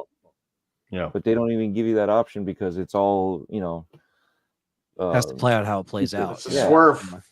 Yeah. Yeah. So Yeah. I mean, as long as they write it, it's perfect. I don't care. Yeah. I'm even if they write it shitty, I'll probably play it anyway. We're all going to buy it. Yeah, I think we're all itching for a new Halo at this point. That's a quote of the night from Dreadpool. Even if they write it shitty, I'll play it anyway. Yeah, I'm because just saying. it's funny because, and that's a good point, especially with Halo, because it's like, all right, if the campaign sucks, at least we got multiplayer, and then if both of them suck, then we're just not going to play it. So it's like, we have like, you have a 50-50 shot of this thing actually, working out as far as like first impressions, and then it's like, all right, at least if the multiplayer is killer and it's fun and it's got all the modes and maps are awesome, Yeah. and we're not waiting seasons for content, seasons, and just keep wait. Like I understand you have to keep people invested each season, but like this thing has to launch with really good maps, the ones that we know from Halo 1, if not more. Blood Gulch better be in there. Beaver Creek better be in there. See, now I don't know if this is a good idea or bad idea, but one really great way to sell Halo and bring it to the masses and keep more content is if they build a game, a story-based focus game. Yes, they got their multiplayer, which should act like a separate entity. But if they wanted to do the story, is they do it in say 4-hour segments, and you put it on Game Pass, and you play that 4-hour segment. You like watching an episodic TV thing. So you get your 4 hours, you play through it, you beat whatever segment, and then the second part of that story comes later on down the road. You know what I mean? Yeah. It'd take a little less pressure off the devs. They wouldn't have to sit there and develop a fucking 20-hour campaign, right? That people may or may not play, or may not play till the end. And people will be invested. You'd be invested to stay in Game Pass. Because remember when the Telltale games first started coming out? They only give you one part, and then the second part came later on down the road. So very similar format to that, because I think when it comes to Game Pass, it's built like that. And perhaps if there's like the first essential game to say like 4 parts, right? Well, then if you want to wait and just get it all into one shot, great. But it could take a little while, right? Or you can absorb it episodically, and that way they can build on it. And then they can also change directions if they had to, say based on the engagement of the episode that they release. Like, well, there's a lot of people playing this, and the feedback's really good. And if it kind of is not going the way you want it, then you kind of kill it real quick because you just sort of change the story, right? Much in the same way sometimes you see TV shows, how like the first season's like really good, and the second season might dip, and then all of a sudden, like to keep it going, they got to kind of change direction a little bit and kind of bring it back. So it depends on your storytelling, depends on your execution. But I'm just saying, thinking of Game Pass and how Microsoft wants to make money, this ultimately could be a great way to save a franchise and also take less risk on investment. Shorter development cycles and that sort of thing. Did you play the Telltale games? I did. They're awesome. Did you forget about how shitty it was when you're like, no, this is it? Having to wait, you gotta wait for shitty, how but long before the next one? Yeah, I know that kind of sucked too, but That something part to look sucks. forward to, right? Walking Dead. Well, look at what was the other one? Hitman. They were doing episodic for a bit. Oh yeah, What happened with that? It that was died with off. the reboot, the Hitman reboot. They were like, but we're gonna test this out, and then that's what they did. But again, I see what you're saying. I just don't see it being implemented well. And 4-hour segments, I don't think would work. That's why I'd rather have a clean, concise storyline, beginning to end, and be done with it, and then move on, carrying it on, versus just a one night session. Because we, in 4 hours we could play that one night, and then we're done. There's no reason to go back unless we're going to say, hey, I'm playing this at a higher difficulty because I played it on easy mode by myself, whatever. And now we're, the four of us are going to play together. Let's go legendary all the way. And then what? We got to wait months to a year for the next one. I see your point. I definitely see the pros and cons of each approach. Yeah. And I guess it depends on the person. I mean, maybe like you said, Axel brings up, they tried that with Halo 4 Spartan Ops. So maybe they could do a spin-off game that is touted right up front. It's episodic where you have a co-op thing, and maybe it's not even Master Chief. Maybe it's like the stories of the ODST, right? Like missions or something like that. There's something that they could build as a separate thing, and then build it for Game Pass specifically, so it's not available for other platforms. Like if you want to play this, you got to invest in the Game Pass. You know what I mean? Yeah, that again, that could work too if you think about it. You work on the main game, and now we have another team working in tandem with the two teams that are working on the current game, the ones that are scripting the next game, and here we have, let's just say Spartan Ops is starting all over again, right? So we're going to continue it on with this next generation, and you can bring it in tandem because now it'll deal with stuff that you played while you're with Master Chief or as Master Chief, but now you're playing alongside of them with those storylines, those missions. So now you're one of the Spartans that lived, or one of the ODSTs that lived, or even a civilian that lived. You kind of go with that storyline, and I wish people from Halo would hear this stuff, because we have some great ideas. The fans have good ideas when you sit down and think it through. And then on top of that, you can do those episodically, and then towards the end, you don't even realize the last two or so is also where Master Chief picks up again and continues on the next story. So you're like, wait a second, we just played this. We just played this mission. We were here for this mission. Now we get to see what we did as Master Chief during those missions we played earlier. So as Master Chief, we see our character come through. We can actually see that one guy. Just I don't care, just whatever we named them at that time, just kind of run through and know that was us running through, and they can have that simulation. That'd be again, cool. it's just stuff like that ties everything together, and it's like, oh, that was cool because of this. It just I think it'd be cool to have a Halo universe game where you actually get to be the Spartan, where you actually get to enroll yourself in the Spartan program and get to design your character, and then get to design your suit, and then actually go into like a battle mission yourself. Something like that would be freaking cool too.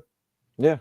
Nice. Again, I want them to expand the lore. So if they kept the main game as normal, just don't make it too long, don't make it too short. Absolutely. Give us a good storyline, be very concise with it, and don't go off and leave holes. those loopholes kind of like throw it off, because some people focus on what about this, and nobody addressed it because it doesn't make sense, and they just kind of like, forget about it. Okay. Be very concise with it, and then if you want to leave those things open, that's where you fill in your Spartan ops, and now you can get a little bit more detail with that stuff to fill in those gaps. So. All right, well, gentlemen, we are going to wrap up the show. This has been a great conversation. I'm sure this is not the end of it. We'll be coming back to Halo and more on this topic in the months to come as we find out sort of what the next approach is going to be for Halo Studios moving forward. But we certainly do wish the team all the best. I think for all of us here who grew up on Halo, that we certainly want the game to succeed. We want it to come back in a big way. Master Chief and the story of Halo, the lore of Halo didn't get to be as big as it was without the great fans that helped propel it to sort of, like I said, an icon status. Again, when you've got a franchise that has multiple games, spans multiple universes, different decades, has toys, has books, has movies, has TV shows, all that sort of stuff, you're onto something. You can't toss that in the garbage, because that's a rarity that not every studio, every company has the privy to, right? We've seen how many shooters come and go that never even got close to the status of Halo, right? And never will. And there's some that do. I mean, even like to say, as long as Doom has been around, it's popular, but I wouldn't put it up there as popular as Halo, right? Definitely popular, but hasn't had quite as much success as Halo has overall. But any which way, I think, like I said, we wish them the best. We hope for this next, whatever project they're working on is going to be a fantastic return to form. I think by just going back to a familiar engine, an engine that a lot of development teams are using in the industry, is going to be a massive help. It's going to speed up production, should speed up inconsistencies, and I think overall we're going to get a fantastic looking Halo that definitely comes out and sort of returns. And that's one of the things they kind of pointed out in that video too, as they're talking about it, is how like the original game was sort of a pinnacle, it was a benchmark at the time. It was one of the best looking shooters you could play when Halo CE came out. And Halo 2, again, when that came out, it was definitely a pinnacle for Xbox. It was one of the best looking shooters I'd ever seen. I think a lot of us would agree. And it kind of stayed that way for quite a while with every iteration of Halo, and then sort of fell off a little bit, certainly by the time Halo Infinite came out, in my opinion. Because Halo 5, I thought, looked pretty stellar itself. But yeah. If you're gonna click the reset button, you got to make sure you see what people really are asking for. And kind of like what Dredd was saying, like tune into the fans a little bit. They're always seeing what people are saying online, typing up all this stuff. It's like, could just see what the vibe is and just know what direction to not push towards, and don't try to build stuff up that you're never really going to get back to or whatever. Just keep it consistent and concise. Absolutely. Well, anyway, guys, fantastic show tonight. Some great topics, a fantastic discussion. We're going to end it off there. But before we go, this is the Q&A period. I won't keep this long. So if you guys got any questions for Arnold, Cletus, Save House Sam, now is the time to drop them in the chat. Maybe Handy Andy might make an appearance in the future, but for now, he's kind of on the sidelines. But anyway, if you got questions for those guys, like I said, I can't bring Andy on the screen because I don't have a camera set up. So but yeah, so we do have a question for Handy Andy, so I guess I can bring him in audio only. Rock, he says, here we go. Perry, you get to do the honors of reading the questions. Handy Andy, would you like a hand gibber from Master Chief or Marcus Phoenix? Oh God, hand gibber. I'm not gonna assume that I know exactly what you're laying down here, but let me go. Oh boy, I can't remember. Does Marcus Phoenix, does he wear like really thick gloves? Because honestly, I don't know. Like no, you know what? I'm gonna say Master Chief. If I don't, no, sorry, Marcus Phoenix. If I gotta go with any one of those two guys, it's probably gonna be Marcus Phoenix. Because honestly, I think Master Chief, he's just gonna have too much hand power. And I don't think he gets with the ladies too much. So I think with that suit and I'll let the Jilner and all whatever the hell shit they call it, like I think he would just crush a dick. So I think I'm gonna hand jibber for Marcus Phoenix. Although Marcus Phoenix, I think he can ruin the mood as soon as he starts talking. So I would probably tell Master Chief to shut his hole. We got one coming in from. Oh no, we got one from a Dreadpool. He drops into the chat. There you go, Perry. Read her out. Arnold, should Cortana wear assless digital chaps? There you go. Well, I don't know. Doesn't she not wear anything at all? I mean, and she's actually over the course of the years. I don't know what's going on because Cortana seems to have found some kind of a closet and she's putting on more clothes. I mean, when the first time she was virtually like a naked AI, and now all of a sudden she's wearing like all sorts of crazy outfits, and I don't understand it. It's like she's an AI. Who cares? Besides, you want to, if you're Master Chief and you don't get with the ladies on the daft, and the last thing you want to do is see like a blue Smurf looking girl in front of your face, and she's always wearing a nasty costume. You want to see her with the boobs rolling and the ass jiggling. That's what you want. That's what not only sells it for the Master Chief, but it's going to sell it for the games industry. Come on, we're getting girls can be powerful. Girls can be sexy. They don't all have to look like the girls from The Last of Us. What the fuck? Some of the zombies are better looking than the girls in The Last of Us. What the fuck? I'm going to rename her Smelly Ellie because she looks fucking smelly. All right. What else we got coming in here? Oh, Barry's got one. He can read his own question. Arnold, will you buy the name 343 Industries and make it a cleaning company for the maids? I would totally buy 343 Industries and hire lots of maids. There's going to have a 3 over on the left side. There's going to be 4 in the middle, and there's 3 over on the right side. And we're all going to join in the same bed. That's right. 343 in the same bed. 343 giving me the head. 343 giving me the 4. 343 come back for the whore.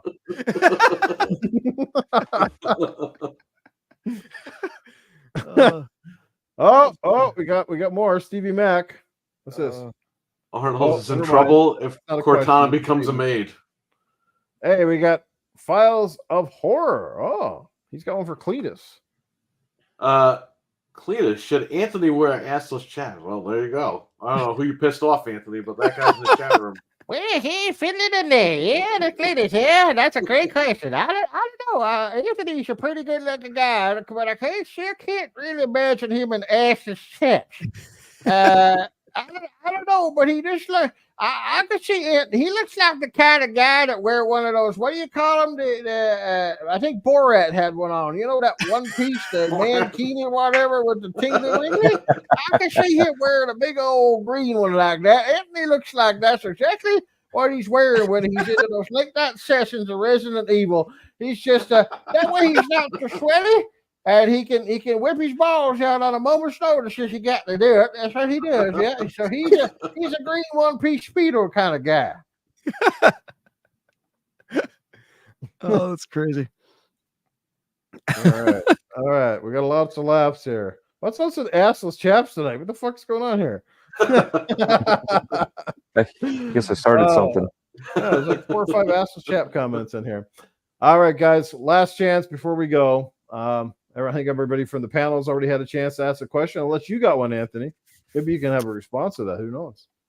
Oh, he wants to know if it has to be green or could it be yellow? Exactly. Yeah, the correct color. Let me see. Man, what would happen if Arnold was if he was trapped in Silent Hill? How would Arnold get out? Well, first of all, the unfortunate thing is they went with the nurses instead of the maids. But what they're going to do is, the first thing I'm going to do is I'm going to kick the ass of that guy with the giant pointy head. I'm going to kick his ass, and I'm going to fucking wear that, and I'm going to walk around, and what I'm going to do is I'm just going to disguise myself in the fog. I'm going to lose myself around the fog over there, and they're not going to find me. Because I'm going to actually shut up for once. And the only thing you might hear might be my donkeys off in the distance because I can't help when they're going, hee-haw, hee-haw, but anyway, no, I'd be scared shitless if I was in Silent Hill. I would not want to live there. That place is terrifying. It's crazy. But I mean, if the nurses, as crazy as they are, if they want to give me a sponge bath, I might be willing to do it.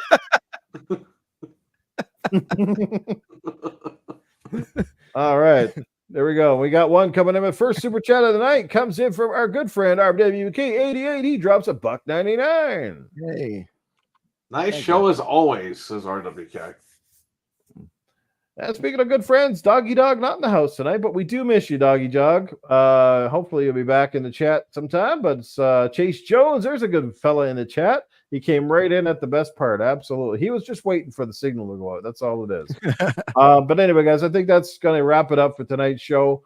Special thanks go out, obviously, to Dreadpool for jumping in here at last minute notice. I sent him out the bat signal, but he was busy saving some pussy tonight, so that's not terrible. So good job for you, Dreadpool. You did a great deed, and you should be proud of yourself for helping out your neighbors. Got to save those redheads. So Dread, obviously you have Breaking Bread with Dread amongst many other things that you're constantly involved in, so let people know where they can catch up with you and your content if they choose to go check you out. Yes, Dreadpool at YouTube, and right now we're going through the spooky season, so every day I'm dropping a video and a short dealing with something between spooky and stuff like that.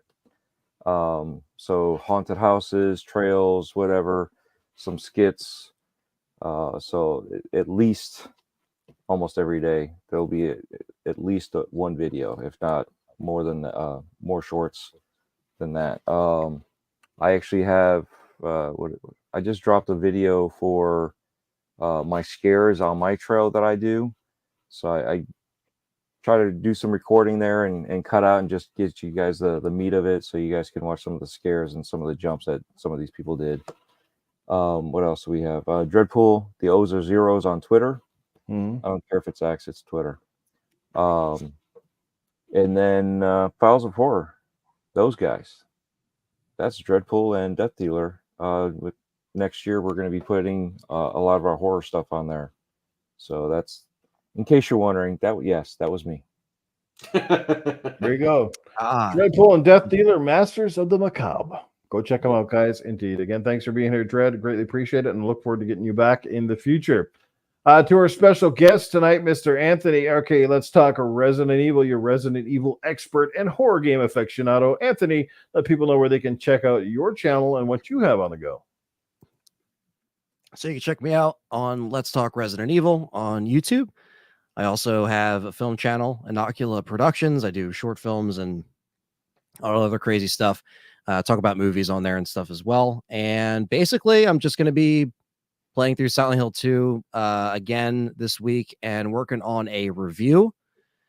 And yeah, that's pretty much it. I mean, there's not really much else coming out in the RE space as of now, but obviously I got some videos planned. But the next step is do the Silent Hill 2 remake review. And yeah, so you can find me on LTRE, Inocula Productions, and of course the Game Complainers.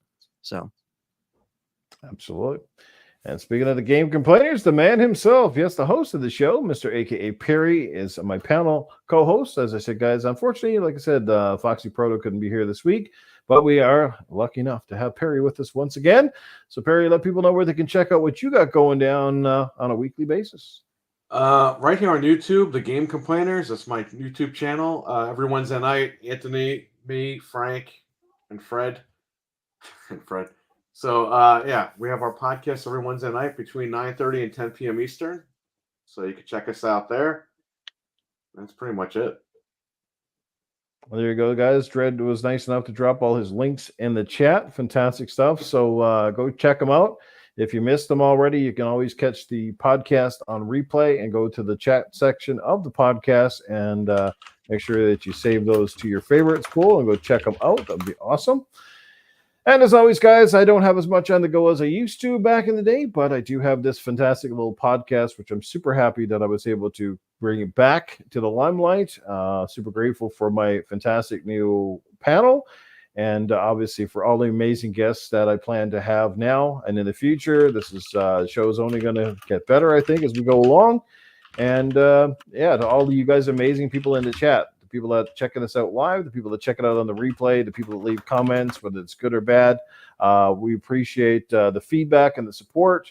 And make sure you share this out. Yeah, I'm pretty sure Proto Foxy will be feeling much better next week. I do want to remind everyone there won't be a show the week after, so we will have one next Tuesday, but the week after I will be in Niagara Falls, and if possible, I might be hanging out with yours truly, the Mag. Looks like me and him might be getting together for so fun night out on the town. Should be some good laughs, and maybe we'll be able to do a little live stream for you guys possibly that night. So, but anyway, that's it for me. You know where to find my channel, as always, in the gutter. Yeah, Noof Nukem pretty much everywhere. Let's go play some games. And last but not least, starting. I think I was planning. I don't know if it was going to go this Thursday or next Thursday. It might be this Thursday. But anyway, on Thursday nights, I'm planning to start doing sort of a weekly stream at about 10 o'clock Eastern, which would be 8 Mountain Time. So that'll be on YouTube on this channel. I'll be streaming various games. Maybe I'll be looking to the community to pick which games I play or what have you. But I'm hoping to see some of that same support there. Obviously, even if you can only pop in to say hello, it's fantastic. And yes, we will see you guys next week. See you, Stevie Mac, RWK, and everybody else that came out tonight. You are fantastic. Thanks again. We hope you enjoyed the show, and we'll see you on the next one. Take care. This is what Death Dealer sees right here.